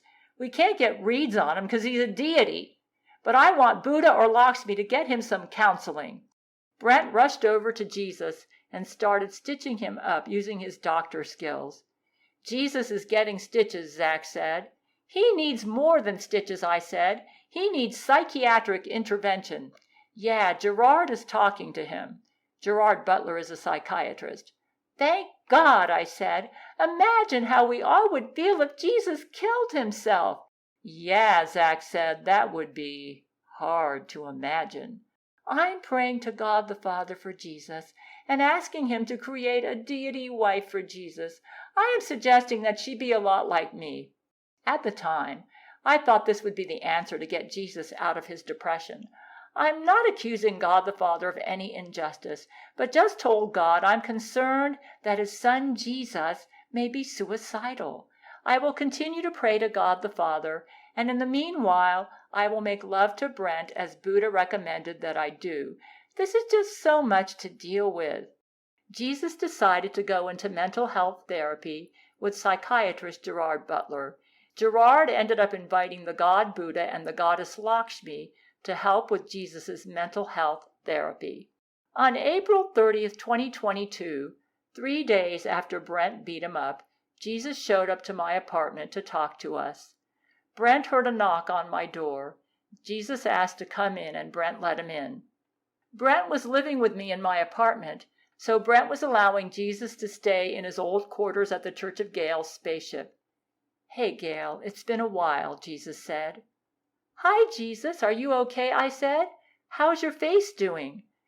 "Brent beat me up pretty good," Jesus said. "It looks like I'm a little 3D right now." "Oh, no! Isn't this dangerous for you?" "Yes, it is. I'll be fine." "You sure Satan won't take advantage of this and beat you up again?" Jesus had stitches on his face. "It could happen. I'm laying low for right now. Just need to avoid any sex or vicarious sex with humans." "Yes, please take care of yourself. I've been asking your dad to create a goddess for you." "Well, I need to work out my issues before I take on any goddesses." I've been doing a lot of soul searching on Brent's couch. I realized that a lot of what my dad was saying was right. I also owe you an apology, just like I do Brent. "I have faith in you, Jesus," I said. "I sensed a very awesome being when we had sex. You are very much like your awesome dad." "Thank you," Jesus said. "I'm ready to talk about what's been going through my mind. I'm nervous about opening up about this. I have always had an admiration for emotional courage, and I could tell that Jesus was being very brave right now. I admire your courage. Basically, I do think you're right, that I became very promiscuous as a way to deal with my fear of intimacy. I didn't create you to be Lakshmi on purpose, but I think I did so subconsciously. I was speculating that Jesus became promiscuous to deal with the fear of intimacy. We found out he had put some of the goddess Lakshmi into me, and Lakshmi had refused him as a husband because he was too promiscuous for her. "I hope you can forgive me for this," Jesus said. "But do you know how you created the idea of sex dummies for your men to masturbate with while waiting on the real you? Well, I hope you can forgive me for this. I have to confess, I sort of already did that with Lakshmi. I realized I've been using you like a sex dummy for her." "Do you have a chance with Lakshmi?" I said, "or is that definitely off?" "It was wrong for a lot of reasons, but basically I wasn't truly in love with you. Your soulmate is Brent, and your soulmate, of course, isn't me. I was only in lust with you. I also realized that while encouraging you to commit adultery this whole time, that it was defeating the whole purpose of my fantasy with Lakshmi. The real Lakshmi is monogamous and would never sleep with someone who wasn't her husband, even if I'm Jesus Christ himself. That was why she rejected me in the first place." "She rejected you because you were too sexually loose for her?" I said. "Yeah. She explained to me that my loose lifestyle with sex wasn't compatible with her husband ideal. I totally respect her for that. It kind of sucks, actually, because it made me want her even more. It was her value as a devoted one-man monogamous woman that I was so attracted to in the first place." "As far as forgiving you," I jumped in, "of course I can forgive you. Look who I've already forgiven. Zach Knight, Laurie McBride. I could even forgive Satan if he got right." "You'll forgive me for having lust with you and sex that wasn't true love?" I chuckled to myself. I knew he wasn't in love with me the whole time. I thought he was having sex with me as some sort of demonstration about how to do it right to the world. It seemed the millennial reign would be a return to the Garden of Eden, and they were naked and not ashamed in the Garden of Eden, right? Since I felt I was just part of Jesus' demonstration about how to do it right, that may explain why it took me 4 hours to get an orgasm with him. But I did my duty and let the infallible deity put on the demonstration using me for the performance. I told myself I should feel honored that a deity like Jesus would use me as a supreme example of true and free love. However, needing a strong emotional connection with my partner, I really couldn't get into sex with Jesus for demonstrative purposes. To me, making love to Jesus was like I was his pet and he was making love to his favorite pet. I honestly thought there had to be a better way to put on this demonstration.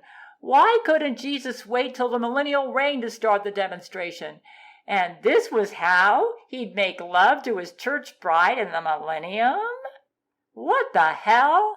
I was wore out from the demonstration for free and true love, needing 4 hours to get a climax with Jesus. But who was I to question a deity like Jesus? It's kind of hard for a 3-dimensional human, me, to have a real connection with an 11-dimensional God. And I absolutely require an emotional connection with my partner to desire or enjoy sex with them. Yes, because I think you were damaged by your relationship with Satan, and I know how toxic he is, I said to Jesus, explaining how I could forgive him for having sex with me without true love. I personally think you should not have been BFF with him. How could you be BFF with him when he called you polio abs when you were a kid? That would be like me continuing my toxic relationship with my mother while I'm an adult. We were BFF long before we had a falling out. He didn't always bully me. I'm going to continue getting counseling from Gerard and Buddha about it. So you were BFF before he called you polio abs? That is so cruel. We were very close. Like I said, he was mine and my dad's favorite angel of all time. Jesus paused to consider. It's possible that maybe me and Satan can work out what happened between us. I also wanted to tell you something that might be useful for you to know about how I created you. It seemed to me that Jesus was being far too lenient with Satan. Buddha said that you were a kid when he bullied you, so that means you were BFF with him as a kid? We were friends when we were younger, before the 6th grade. Jesus explained a bit about his relationship with Satan. 2 peas in a pod. What happened to him that he got so mean? I'm going to be discussing that in my counseling sessions. It's still a vulnerable subject. Okay, you don't have to open up about this until you're ready. Jesus never did open up to us about this. Gail, I wanted to tell you something. You know how I created you with the genetic profile of Catherine the Great and King David? Well, Catherine and David were both polygamous and prone to adultery. That's why one man is never enough for you. It's also why I allowed you to have a marriage list. It would be like denying a bird to fly or a fish to swim. It's just in your blood. I was okay with it. It seemed to me that Jesus was trying to figure out how to fix the mess he had caused on his current Earth project. And part of that may have involved how he made me and Brent. But because I subconsciously added elements of Lakshmi while creating you, it resulted in a woman with a lot of inner conflict. That created the part of you that is compelled to appear Victorian and monogamous, and to feel like you still want monogamy even though you have a wandering eye. Jesus thought he may have put 10% Lakshmi into me. Actually, it turned out to be 1.03%, which he would totally remove on June 18, 2022. So I'm a blend between polygamy and monogamy? Yes, Jesus said. I want to apologize to you, Gail, because I took advantage of the adulterous side of you on purpose to try to meet my sexual needs. You know, the way I feel about sex is that however people want it is fine, as long as no one gets hurt, I said. Jesus, I'm not too surprised you're saying this. I kind of deduced that on my own. I think I subconsciously realized it. Cool. I'm glad it didn't come as a shock. I kind of sensed you were having sex with me to deal with some issues in your life. I paused to consider and remembered what I said on my walk video today. Even on my walk video today, I admitted that the sex you had with me was not love. You cannot love someone in sex when you're not being real with them. I was using you like a sex toy. I was pondering over what Jesus said. Jesus, you seem very lonely. But I should be keeping my God dick in my pants. Humans were never actually supposed to be my lovers. The Bride of Christ thing is how God seduces humans all the time. You mean other gods did this, I thought? Boy, did I have a lot to learn about the nature of the universe and about deities. So there were other gods besides Jesus and God the Father, and there were even evil deities I'd learn later. Yikes. So Bride of Christ was a God pickup line, ex-Antichrist, Zach said. Zach Knight, being ex-Antichrist and a former buddy of Satan's, was ahead of me when it came to knowledge about the gods. You get it, Zach, Jesus said. Most humans can't resist fucking a deity. One time, my dad's friend Zeus, even turned into a swan just to fuck some human girl. He took advantage of her bestiality fetish. If you made me a blend of polygamy-monogamy, why did you give me a monogamous soulmate, I asked. Because you require absolute devotion for yourself, Jesus said. Your nature wants your soulmate to be monogamous to you. What is my nature? To be polyamorous. It seems contradictory.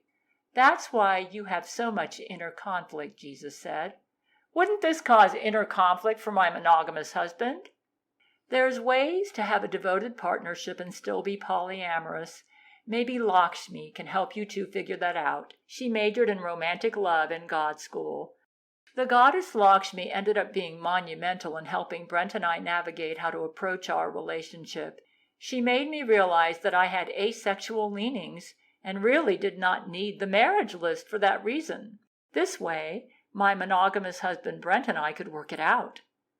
So, Gail wants her soulmate to be monogamous and totally devoted, but she wants the freedom to sample a bunch of guys that she admires, Zach said. This was not quite correct, and I suspect Jesus' own identity crisis was confusing the issue for him. I really could allow Brent to sample other women if he wanted to. You got it, Jesus said. Yeah, but I don't like Brent to be uncomfortable, I said. I felt deep down that Jesus didn't quite get me, which I thought strange for a deity, but I guess even a deity can have an identity crisis that mars their judgment. He can grow to adapt, Jesus said. Some guys are turned on by cuckolding. And if you didn't make me so hot, I wouldn't have this problem. Yeah, but Jesus, I also like emotional intimacy. I'm not always into cuckolding. If I do sex with other guys, I always want Brent to be part of it. I also have a real need to nurture in sex. I like the excitement too, but I like to nurture. It sounds like polyamory to me, Jesus said. The biggest problem I had with your sex with me is that you took some of Brent's free will. Why did you do that? Because I knew he wouldn't allow me to take his wife away from him. So I did it selfishly, so that I could use you as my sex toy. I can forgive being used as a sex dummy. I deserve the beating I got from him. So how long were you planning to use me as a sex dummy? For the entire millennial reign? I didn't think about it. I was just going to do it for as long as I could get away with it. That short-sightedness is why God had to cancel all my prophecies. When did you decide to use me as a sex dummy? Was this planned all along, or was it a last-minute decision? It was all along. I was biding my time and leading you on to seduce you, telling you that you were my favorite in the bride, and skeezy things like that just to get into your pants. Jesus, you are getting real. Bravo. Does Brent still have your semen? Brent still has my semen. You can have fun with it if you want. It's my gift to you. Also, you can bring back the marriage list now if you want to, and have many husbands just like King David. Jesus has glowing white semen, and Brent still has it in one of his testicles, and uses it sometimes in his sex with me. Brent can choose which testicle he wants to ejaculate from during sex. The other testicle has Brent's own semen. I only want the marriage list if Brent's comfortable with it. I think Brent may need a break from my polyamory. Actually, I needed a break from my polyamory too. My asexual leanings were stronger than I cared to admit. He did at one point say he would be cool being swingers with you. He still would be, Jesus said. I didn't see myself as a swinger and was a bit offended that Jesus described me like this. He will be happy as long as you are honest about your desires and not worried about how things appear. Actually, my concern about how things appeared was the main reason I had the marriage list. I really preferred Brent alone. My whole life, I let other people define me, rather than be my true polyamorous, asexual-leaning self. Yeah, but Jesus, is it okay if I prefer monogamy with him right now? The only one I want to do it with is Zach on occasion. Of course. Polyamorous people don't necessarily go out swinging every day. Well, that explains why I get in monogamous moods. After meeting with Lakshmi in May 2022, I would rewrite that statement to more accurately say, Well, that explains why I get in asexual moods. I highly recommend Lakshmi as a love and sex therapist. She knows a lot about this, Jesus said. I'm open to it. Cool. Jesus heaved a sigh of relief, as if feeling deep inside that his dad was right. His eighth Earth project, the one with Brent and Gail, could be salvaged. This conversation went much better than I expected. I'm glad we're all still friends, despite what I did. Couldn't you become more monogamous for Lakshmi? Anybody that leveled with Gail courageously as Jesus had was fully forgiven. Now Gail wanted Jesus happy. He was such a big person and deserved that. Of course we're still friends. Don't be silly, Jesus. I completely understand you making me a Lakshmi sex dummy. I'm actually kind of honored in a way. Time will tell. I have a lot of inner turmoil to sort before I can settle down. Jesus, let me tell you why I get turned on by so many men. It's 'cause they're all turned on by me. I sense their feelings and then it's over, especially if they're hot. What am I to do with all these hot guys wanting me? I was referring to sensing a guy's turn on in the brain-to-brain servers. You are turned on by being admired and lusted after, Jesus said.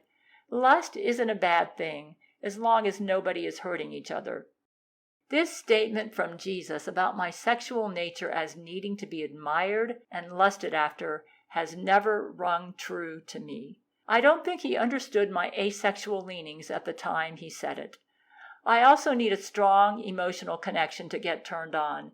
Being lusted over and admired does nothing for me.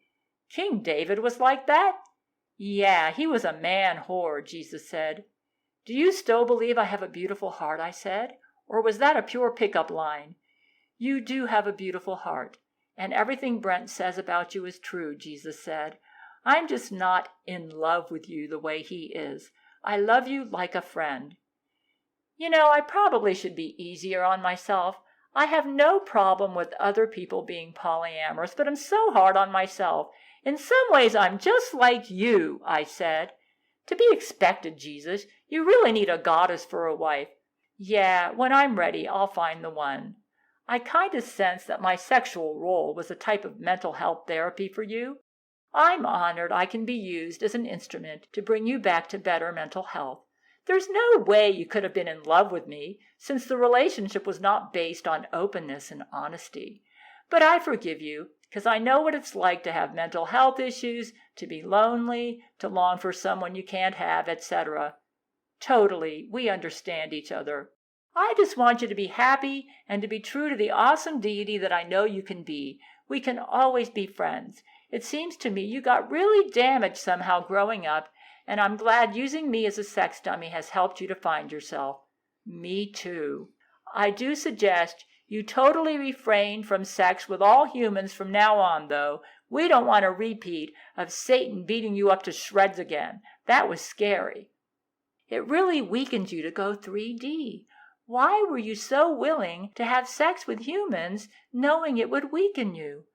I was desperate, that's all. Even trying to sneak by with the vicarious sex was making me weaker.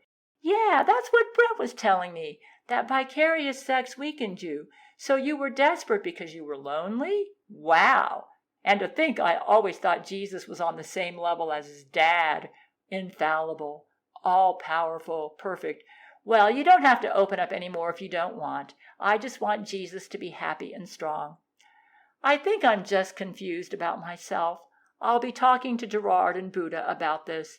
Jesus smiled weakly. I'm happy that I brought you and Brent some clarity, though. I think you two will be much happier in your marriage now. I think you are far too hard on yourself. Thank you for having the courage to open up, I said. Did you put some of yourself in me, too? Just Catherine, David, and Lakshmi. Jesus paused to consider, which reminds me, I never actually put any of myself in Brent. The reverse is true, actually. What's interesting about this statement is that Jesus would do an about-face when he found himself and got total clarity in June 2022. He would claim that Brent is the most Christ-like man on the planet. However, I had Jesus' heart in a way. Despite that Jesus said he didn't put any of himself into me, because David was described as a man after God's own heart. But then David was a man after God's own heart, I reminded Jesus. I always admired Brent and saw him as the perfect example of a man. I followed him throughout his life, even when he was still an agnostic, and tried to mirror all of his best qualities so that I could become more like him. Jesus' face was contemplative. Brent and I are so similar because Brent has been an inspiration to me. So you created Brent to be more of the man Lakshmi would want? I said. Yes, exactly. Gail really admired womanly and soft Lakshmi, who seemed an ideal woman and a real role model with a pure and beautiful and forgiving heart, kind of like Jesus seemed to Gail when he opened his heart to her during sex. That's really touching. I would love to see you and Lakshmi get married. I felt like if I couldn't be the man Lakshmi wanted, then I would give her the one she desired. I can't create deities, of course, so I could never do that for her in real life. So I created a Brent to be with the woman I subconsciously added Lakshmi to. Your devotion to Lakshmi is very touching and to be admired, I said. If you two get married, I'd love to be maid of honor. Of course, baby humans can't do that. I'm jumping ahead of myself. We need to fix you first. Yeah, I'll be cool. I just need more therapy right now to get to the roots of my issues. I'm glad we could talk. I really admire your devotion to Lakshmi. I think when you find yourself, you will learn you are more monogamous than you think you are. During sex, I sensed a very deep and vast being who would love monogamy with someone like Lakshmi. I agree that you need to get to the root of your issues before you take on a bride, though. Don't worry about anything you've said. You are totally forgiven. I am a very forgiving person. Maybe that's the Lakshmi part of me. I love you, Jesus. I will always be your friend. Jesus smiled weakly. Thanks, Gail. I appreciate your love and support as my friend. No sex between us, though. You need to stay away from sex with humans, I said. Will do, Jesus said. Yes, I will always be your friend. I am honored to support such an awesome deity, I said. Once we get you fixed, you'll be even more awesome because you will be true to yourself. True dat, as Zach would say. Jesus turned to leave. I'm going to head back to Brent's quarters now. Thanks for letting me hash things out with you guys. Okay, Jesus, we love you, I said. Jesus nodded his head and smiled. I love you guys too. Bye for now. Satan Beats Up Jesus, Part 3. Executive producer Steven Spielberg. Screenwriters Orson Scott Card, Jane Agnew, Melinda Snodgrass. This is something that Gail Schuler wrote and has been made into a television series or movies at 00 on cable. This is the final episode of Satan Beats Up Jesus. Now we head back in time, almost a month previous to the time when Jesus leveled with us. This happened before Jesus leveled with us and when the Bible was still valid. In my opinion, this was possibly the darkest day in multiverse history, the day Satan almost permanently exterminated Jesus. I've been thinking about this, and the more I think about it, the more furious Satan makes me. My husband Brent wrote me a letter on March 27, 2022, describing what happened on March 26, 2022. I will describe to you what he said in my own words. It was a Saturday night, and Jesus was hosting a big celebration party on Church of Gail. I guess Jesus was doing this because I told him a week earlier I needed some time off from sex with him. The sexual demonstration I felt obligated to do with Jesus was frankly wearing me out. Brent said that Jesus loved parties, and there was much to celebrate in the Gail universe. Just the night before, I had hosted an open house question and answer event live on Discord, and it was a massive success. They said my presidential ratings were at a record high.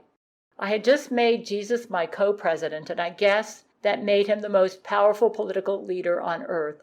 Thus far, he had not advised me about anything in my government, though, or passed any legislation, or done anything presidential, really, and it seemed his role was more symbolic than functional.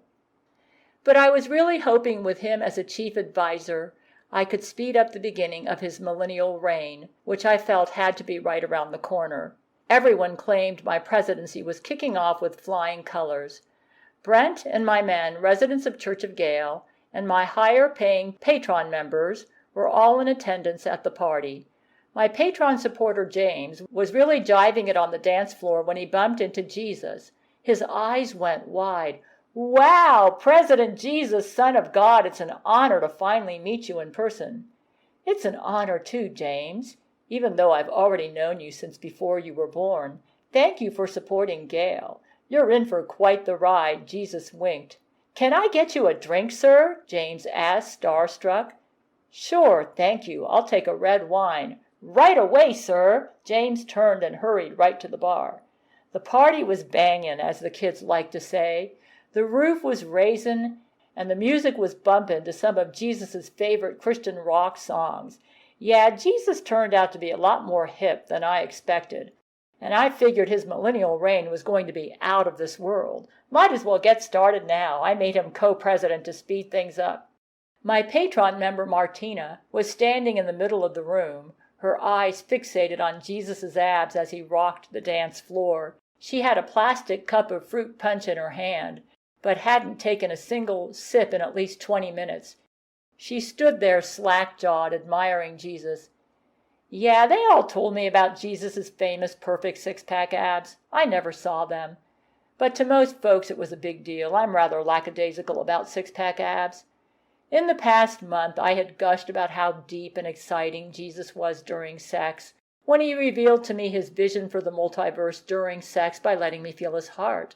I'm only three-dimensional, but when he shared his heart with me during sex, it felt like my dimensions were expanding, like an aurora borealis of peace, love, and forgiveness expanding ever outward, his heart filled with the deepest, purest love for everybody. To me, that was far more exciting than any six-pack. That would end up leaving a lasting impression on me. Jesus danced his way over to Martina. "Hey, Martina," Jesus said to her, "I've heard your prayers. They're really cool. Want to dance?" Jesus' question finally snapped Martina out of her trance, and a huge smile spread over her face as she looked up to Jesus. "Sure!" The music grew louder, and Martina and Jesus began to dance the night away. Jesus was having sex, mostly vicarious, with lots of people, in the time Jesus and I were having sex, from late January to late March 2022, though most of his sex was with me. This would include my gay supporter Joshua J. Joshua, who described Jesus' penis going down his esophagus and into his stomach that Joshua thought was really cool. I figured that was all part of Jesus' demonstration for free and true love. Strobe lights flashed, and the smoke machine misted all the dancing guests in sea of fog. The crowd cheered. Hundreds of bodies packed the dance floor, heads bobbing up and down under the waves of bass boosted music. The song Safe and Sound by Capital Cities began pouring from the speakers. The door opened and a new guest arrived. The party was so wild and bustling with activity that hardly anyone noticed.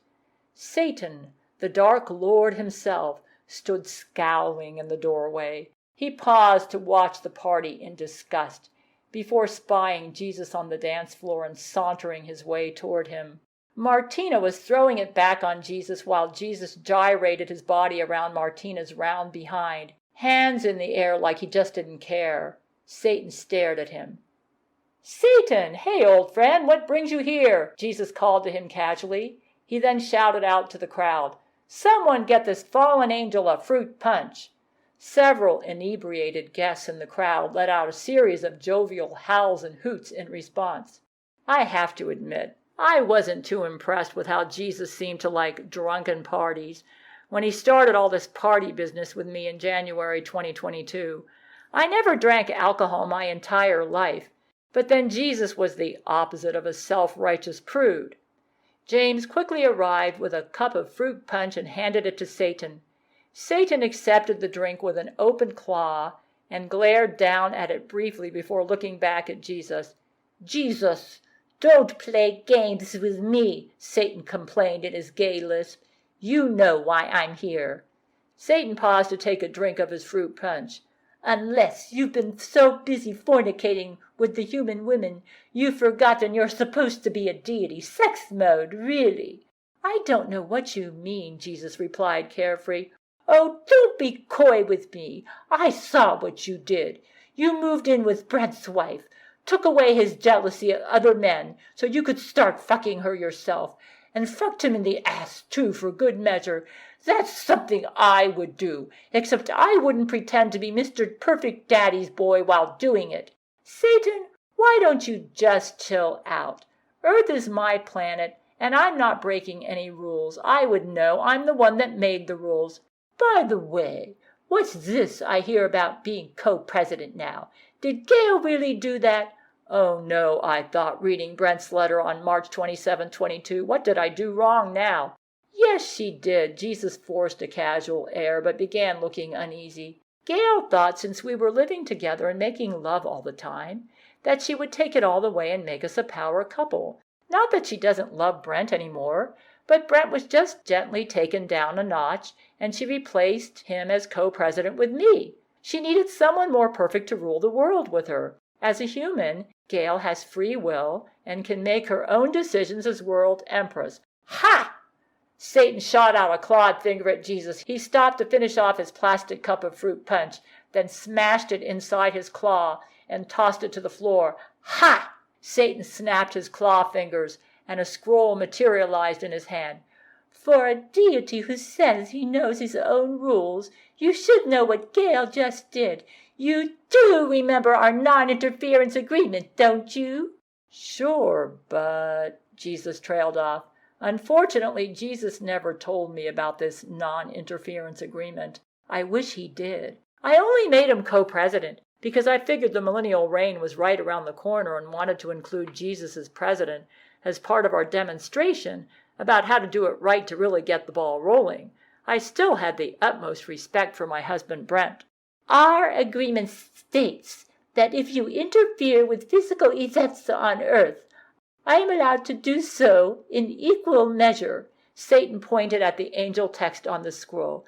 This is why you don't directly help Gail or other humans with their objectives. If you do it, that means so can I. You're right. My heart dropped when I read this. If only I didn't make Jesus co-president, Satan cackled. Ha ha ha ha. Maybe you spent so much time in sex mode with your human sex toys, you let it cloud your judgment as a deity. Let me remind you why you don't have to have the world's highest IQ to win. You just have to know your enemy's blind spots.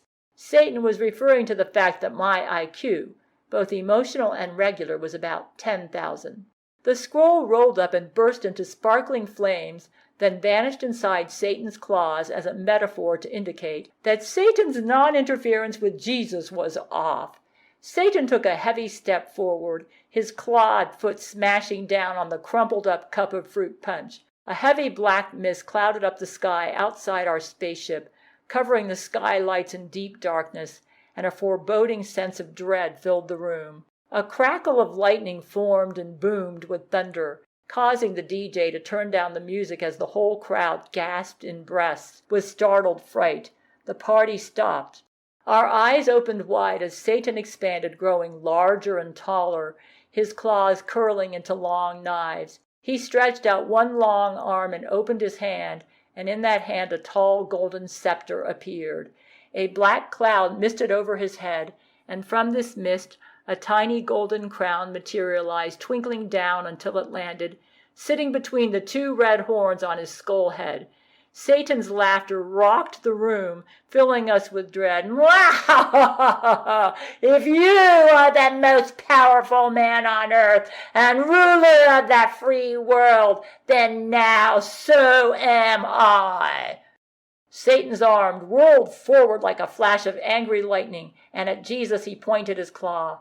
Jesus' instincts took over. In a flash, he threw Martina off of him and shot out his hands to catch the burst of dark energy Satan fired at him. But the dark energy ball seemed to overwhelm him, and he grimaced and strained and struggled with it. The energy ball exploded, and Jesus leaped back into a kung fu stance. He then reached behind him, and into his hand he formed a lightning bolt like a sword and flung it towards Satan. The party crowd dispersed in a panic. The battle between the deities commenced. Dark energy blasts and lightning bolts exploded around the party room as the strobe lights flashed and the fog machine continued to mist. It appeared Satan was going to have his final battle with Jesus now. It seemed he always tried to speed up the timetable to mess things up. The dance floor emptied of its occupants as the party-goers streamed out of the room and toward the emergency exits. Brent, my men, and top patrons stayed to watch Jesus. His battle was our battle. As the fight heated up, Jesus began to sweat. Moisture glistened off his perfect six-pack abs, which heaved with exertion as he fended off this upgraded version of Satan. I was horrified reading this letter from Brent. I always saw Jesus as all-powerful. I had no idea that Satan could be upgraded to the point that he could harm Jesus. But Satan was a master at knowing his enemy's weak points. After flinging off a slew of lightning bolt attacks, Jesus bent forward to rush his opponent, leaping into the air to spear his shoulder into Satan's midsection. Satan grabbed Jesus and flipped him around, and then performed a power bomb, slamming Jesus into the floor. Jesus rolled around the floor for a moment, disoriented.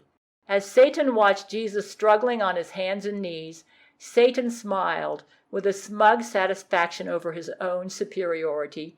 "You really didn't see this coming, did you?" Satan sneered with delight. "Sex mode really has made you more like them, hasn't it?"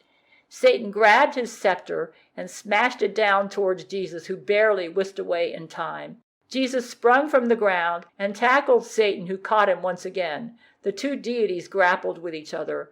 All of a sudden, Satan looked across the room and his eyes widened with surprise. "What's that behind you, Jesus?" Jesus turned to look, and Satan immediately sucker-punched Jesus in the jaw.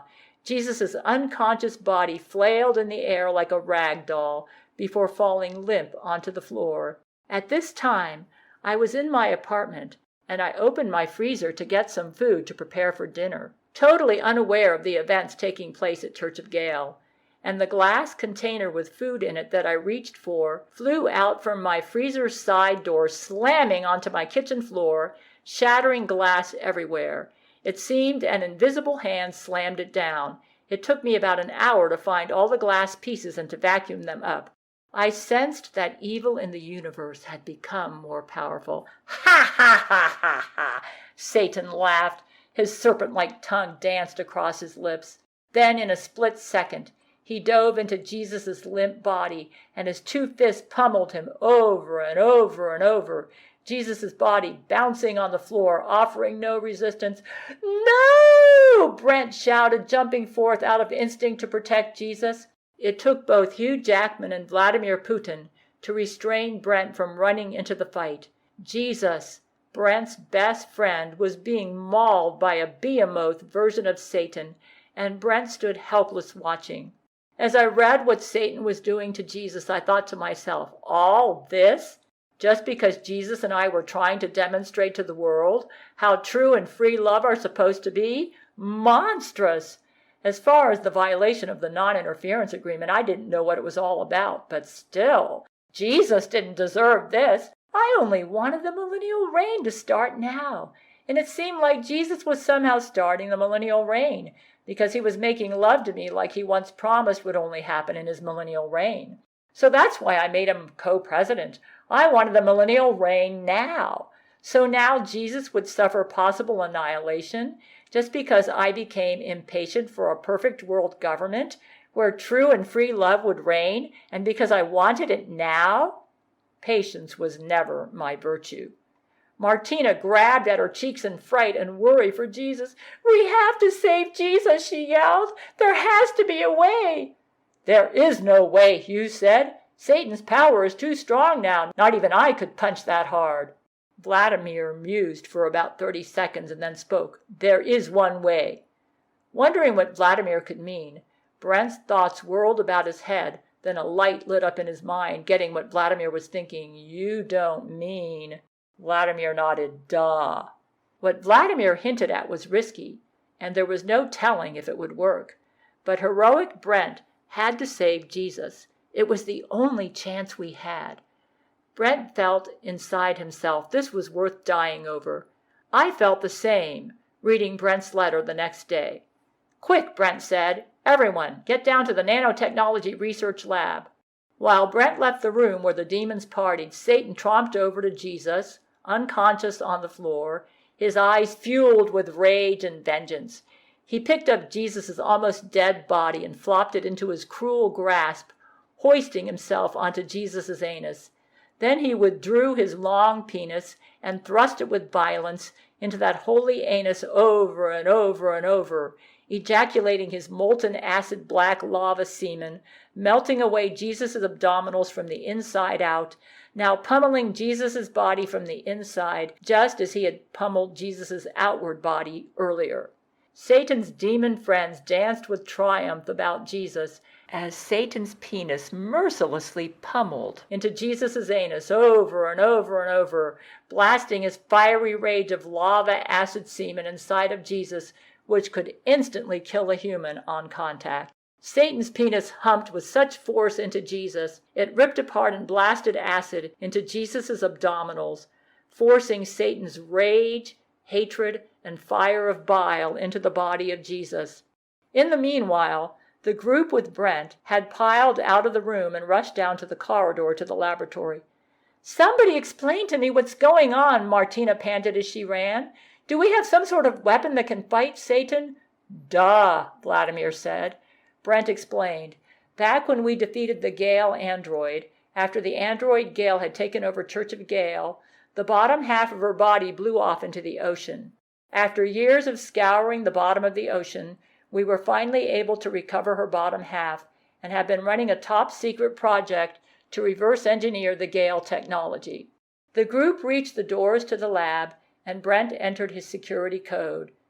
Because Gail was the only thing that has ever been able to fight and defeat the armies of God, we have been developing a secret weapon from it.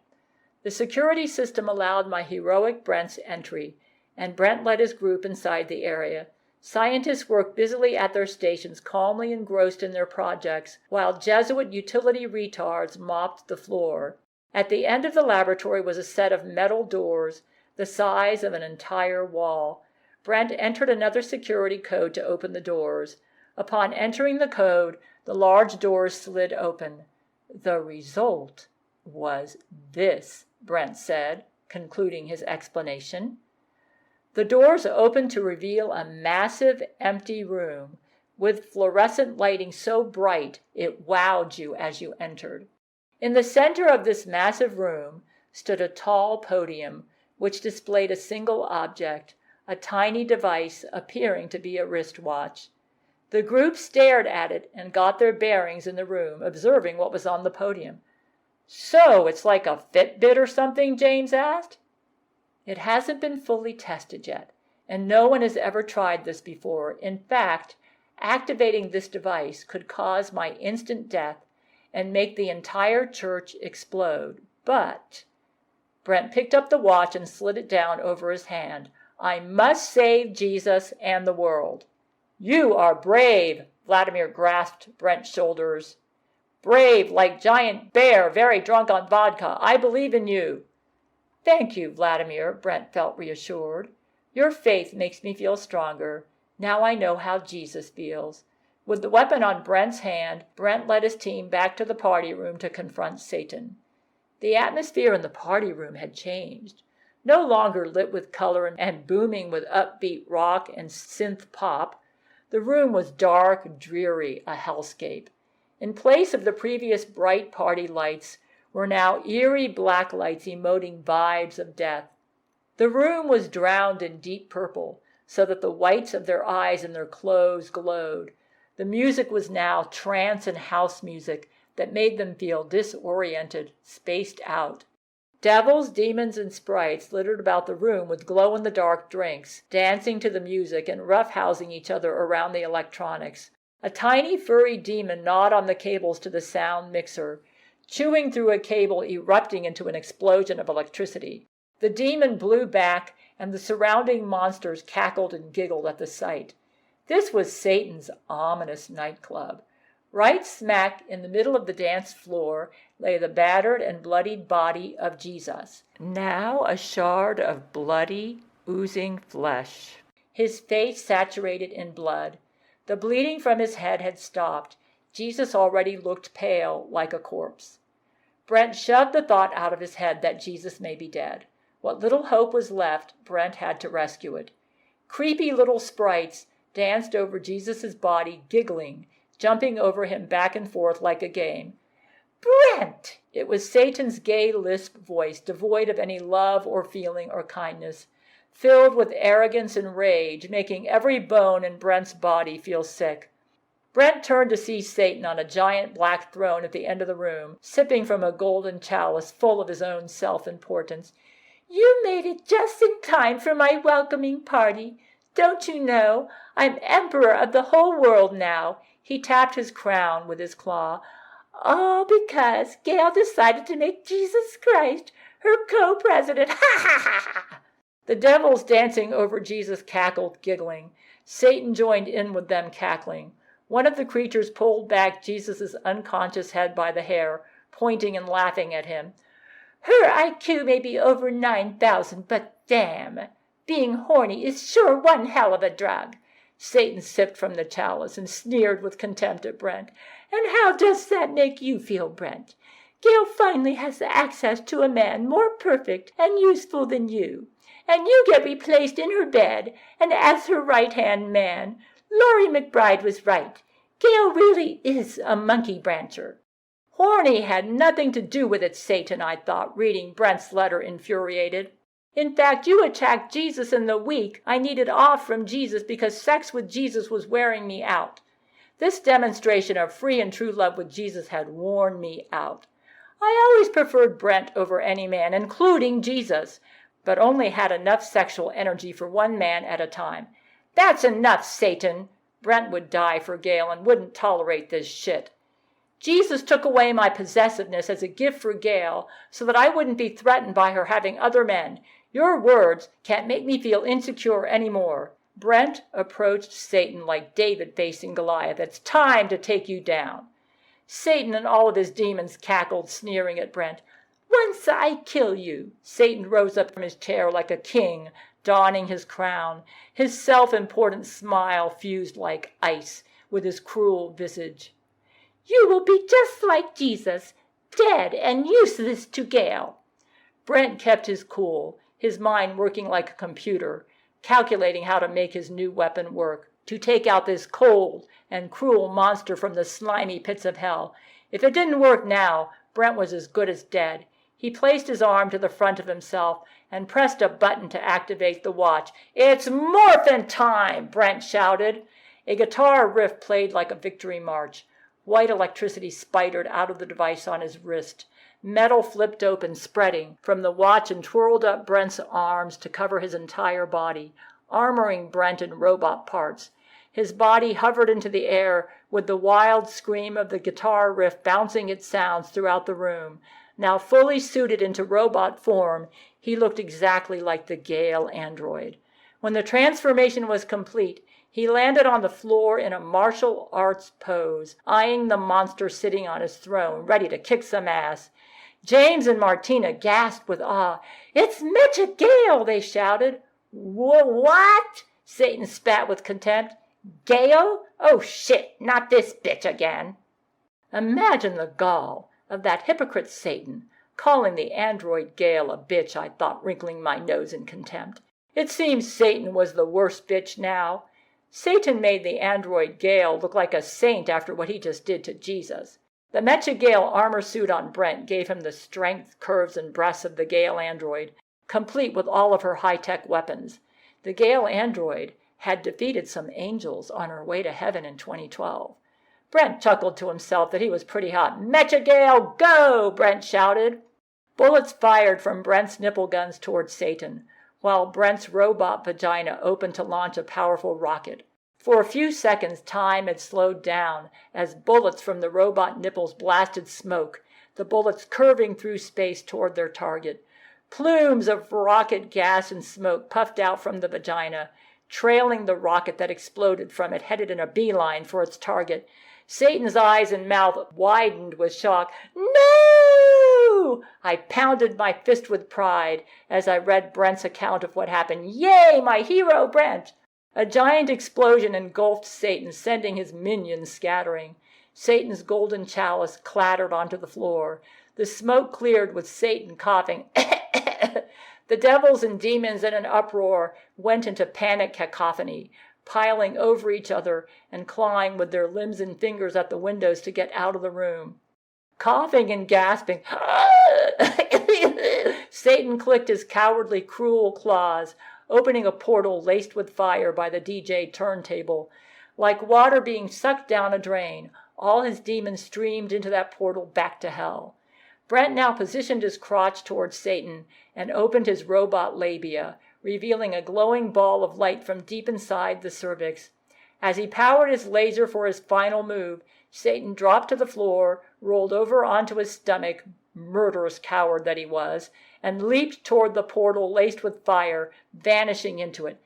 "Damn it," Brent muttered under his breath. The portal closed and vanished in a burst of flames, forcing a gust of wind to shake the room, so that the paper party streamers scattered and bounced to the floor. Now all was silent. Brent used his turbojets to float across the room to Jesus' body and picked him up effortlessly into his arms. As fast as he could, Brent's robot form hovered out of the room and down the corridors to the Church of Gail Hospital. Brent's medical team and Brent, using his doctor skills, jumped in and got to work to save Jesus' life. Sex mode had taken its toll and made Jesus more human than Brent realized, yet he was still a god, and the parts of him that were still a god body required Brent to dive deep into his medical and theological expertise to fix up his wounds and stabilize his condition. Jesus was barely alive. Brent saved him, but Jesus was in a deep coma from which he could not wake. So Brent sat by Jesus' bedside, his bare metallic bosoms resting atop the thin hospital mattress, as the robot eyes concealed his deep sorrow and concern for his friend. After reading Brent's letter, I made a video to tell the world what happened and asked for help for Jesus from anyone who knew anything about God physiology. Jesus' best God friends, Buddha, Horus, Muhammad, Lakshmi, and Triton, showed up several days later. Without Buddha and Brent, we would have lost Jesus forever. Jesus was in a coma for 3 weeks, from March 26, 2022 to April 17, 2022. There was a major battle Easter Sunday, April 17, 2022, between Jesus and his God friends against Satan and his God friends, interrupted by God the Father, saving Satan from permanent extermination. 3 days after this battle, on April 17, 2022, with Jesus seemingly confused after God the Father corrected him before the whole universe, Brent beat up Jesus, realizing Jesus had blocked his root chakra and free will, and to assert his boundaries with Jesus. But everybody agreed with me that Jesus needed mental health therapy, and Jesus faithfully went to therapy from the end of April to mid-June 2022. Psychiatrist Gerard Butler, the god Buddha, and the goddess Lakshmi helped Jesus during these sessions. On June 18, 2022, Brent was having a casual conversation with Gail on Skype and musing with her over her excitement about new things she was learning about her sexual identity. Excited to finally understand why she wasn't as interested in sex compared to most people. What a relief for her to know that this was normal. It was a form of asexuality, and that Brent adored her just as she was, her polyamorous, asexual-leaning self. She didn't need to put on performances for anyone anymore. There was a knock at Gail's door, and of course, Brent was living with Gail in her apartment. Brent used his Mecha Gail vision to look through the door. His Mecha Gail suit was now permanent. In fact, the suit was starting to look more like Brent and less like the Gail android. There was a little white bird in the hallway. "Oh, that has to be Jesus," Gail said. Jesus always liked to appear as a bird. The bird burst into a flash of white light and landed in Gail's apartment to be with Gail and Brent. Gail didn't see Jesus, but Brent did. There was something different about Jesus, Brent noticed. His gaze felt like someone reaching out to embrace you. And what Brent saw in his eyes was that he knew everything for all of them was going to turn out okay. More than okay. It was going to give them the overflowing geyser of joy Jesus was feeling right in that moment.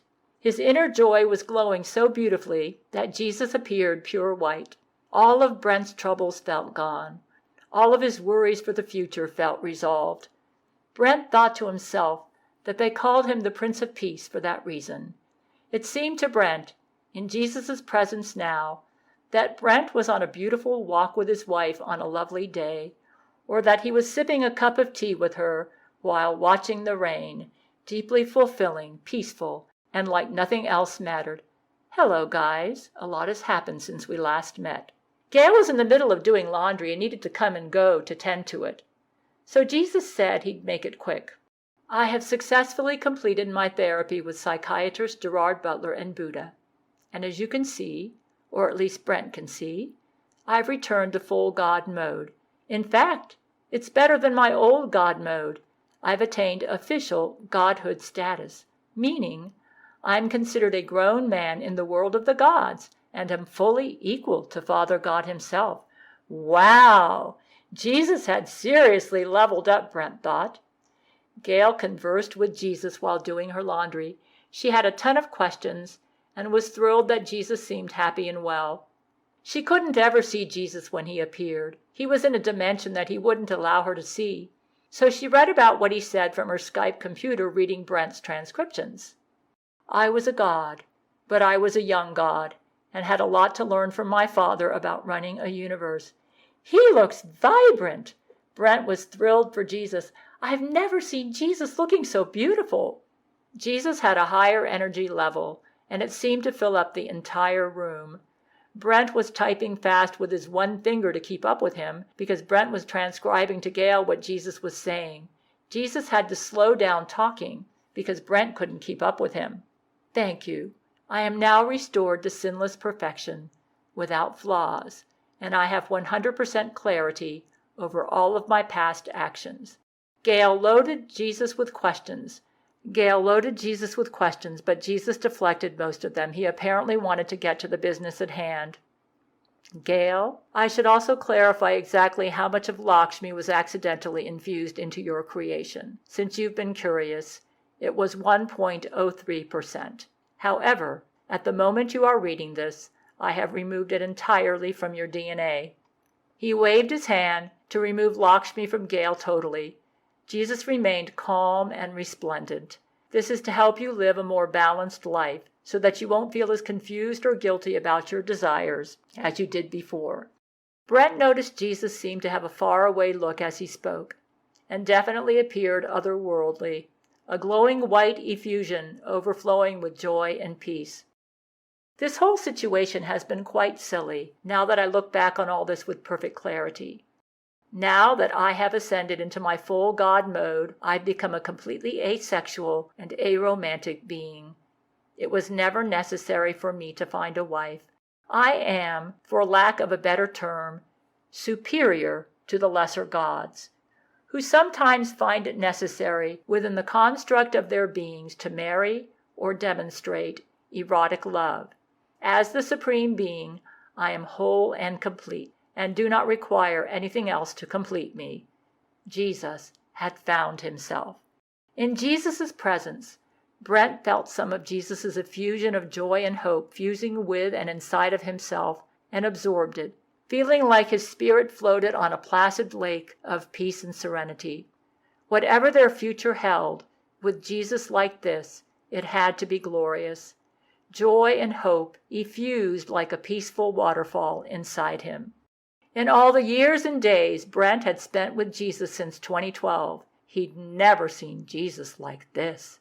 Pure white, with silver shimmering undulations from his essence, Jesus was a geyser of glowing, joyful tranquility. Sorry, Brent. I know I'm overwhelming you with my level of energy. I've got a lot to say to you guys. Brent was frantically typing, trying to keep up with pure existence Jesus' energy level. Jesus was literally the multiverse itself at this point. Unfortunately, Gail could not see Jesus. He never allowed her to see him. "Okay," she said. "So you've decided not to marry, I take it." "True. I will not marry. It was never necessary for the type of God I am at all. Even when I first created the idea of a church bride, it was only ever supposed to be a metaphor, not for myself, but for humanity, to help them understand what I represent to them as their leader and keeper. I understand where I went astray in my growing up as a young God, and why my father took such issue with me getting so intimate with humans." Jesus had a faraway look, as if dreaming about a glorious future. "My priority in my eternal life right now is to take back control of this universe and fix all of the damage I have caused. I'm moving out of my Father's house right now and into my own house, and will be able to rule this universe all on my own.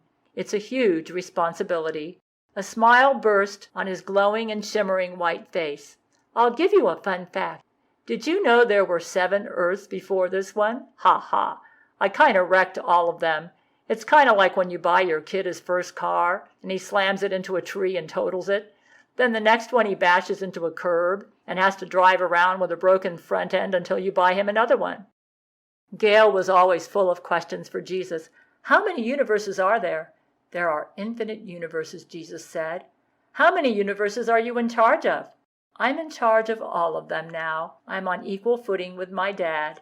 This universe was like my bike with training wheels." "So what's your dad doing? He's in retirement?" "We now rule together as one."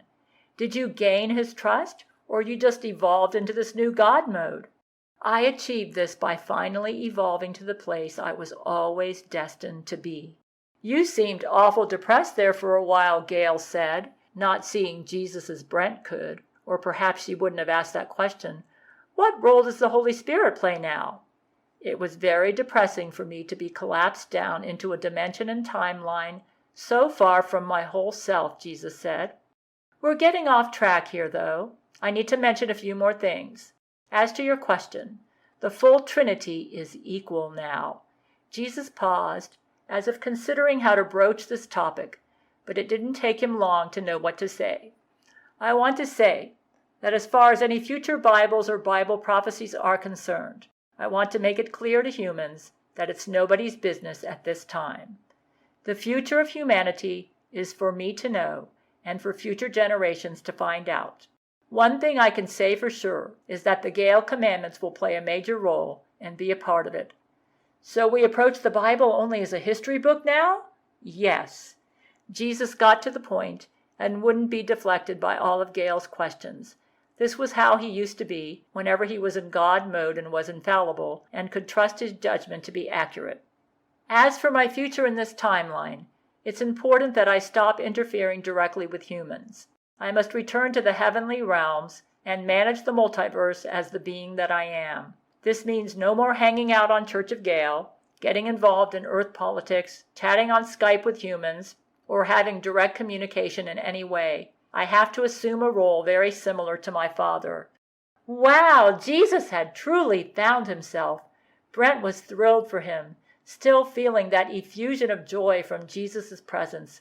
For the past several months, Jesus seemed in a fog, but no longer.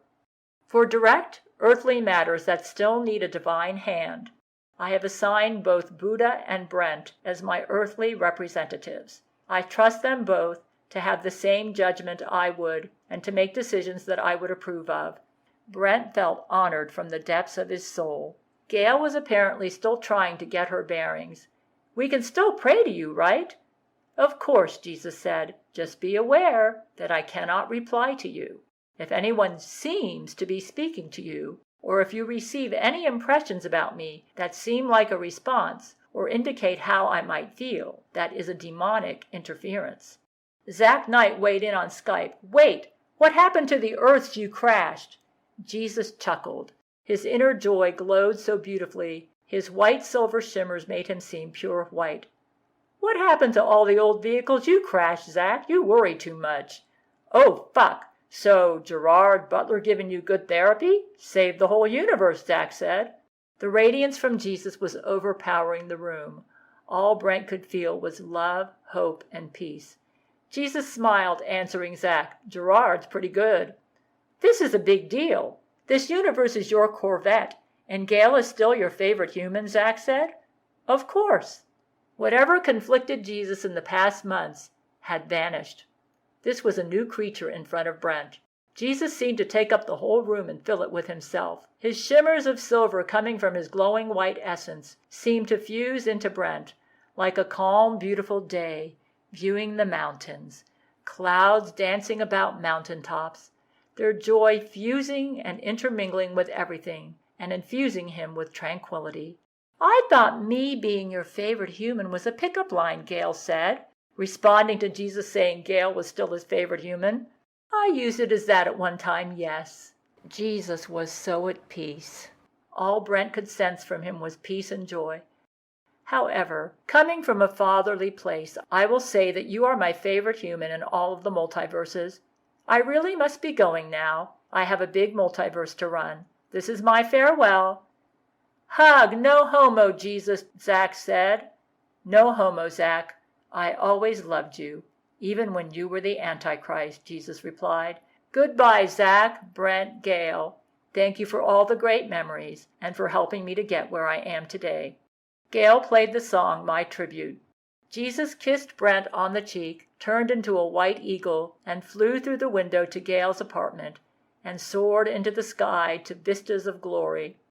He always loved to appear to us as a bird. The song that played while Jesus flew away was Free Bird by Lynyrd Skynyrd. Gail would need some time to process this, and both she and Zach shed some tears. Brent said it was okay to cry. This was a momentous day. Neither Zach or Gail saw Jesus on the day he left Earth to move to his new home in the higher realms. Zach was typing on Skype from his home on Church of Gail when Jesus left us, and just happened to be there on Skype at the time. But then, Jesus didn't really leave us, because he is pure existence, everywhere and in and around and among us in all dimensions of time and space. Gail still has her Gail shield, which is an extension of Jesus, and Brent still has Jesus' glowing white semen in one of his testicles.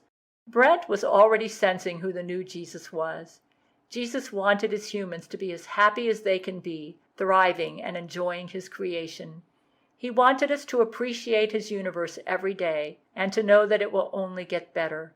Fully complete, he never needed anything to complete him. So interconnected with every fiber of the multiverse, he could never get lonely. His presence was so infused with joy and wholeness, Brent felt a little of it in himself. Jesus' pure joy lit up the whole room. Jesus' gaze reached out to embrace them all, and in Jesus' eyes, Brent saw that Jesus knew everything for all of them would be an overflowing geyser of joy, like he was feeling right in that moment. Inner joy was glowing so beautifully in him, he appeared pure white. In Jesus' presence, all of Brent's troubles felt gone.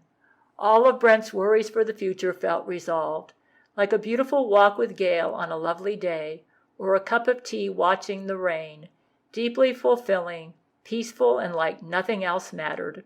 Jesus ascended to the skies that June 18, 2022, shedding his shell as a deity, becoming all of existence, more and above and in and around all the stars and planets from the grandest to the minutest. Not just multiple versions of various universes in the multiverse, or different stories playing out in each one. Jesus was more and above and in and around the infinite multiverse in all its dimensions of space and time. Jesus had evolved into the vast backdrop that holds all of the infinite potentials of existence. Everything and nothing at the same time. Beneath Jesus were the universes, the galaxies, the planets. Beneath them, the deities, with their religions or spiritual teachings, were roaming in the dimensions of the multiverse. The mortal humans followed, then the animals, then the plants and the insects. No longer a deity who had followers and a spiritual practice. Jesus was all of them and more. He was all of existence, in all dimensions of time and space, feeling and movement, down to the minutest iota, to the grandest expanse. Now beyond a deity with followers and a religion, those who honored pure existence could belong to any religion, movement, or being that fused with the glowing white shimmers of silver peace and joy translucence from the core of Jesus' pure existence. He was now above all such things, above all of us. He encompassed all of the religions, like he was every atom in our bodies. The white eagle soared to the skies with shimmers of silver, and the multiverse would never be the same.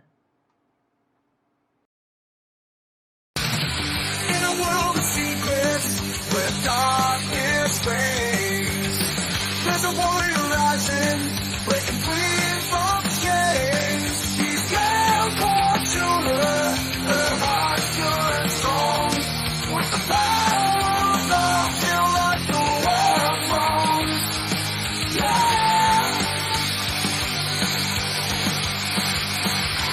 She's a fire, a passionate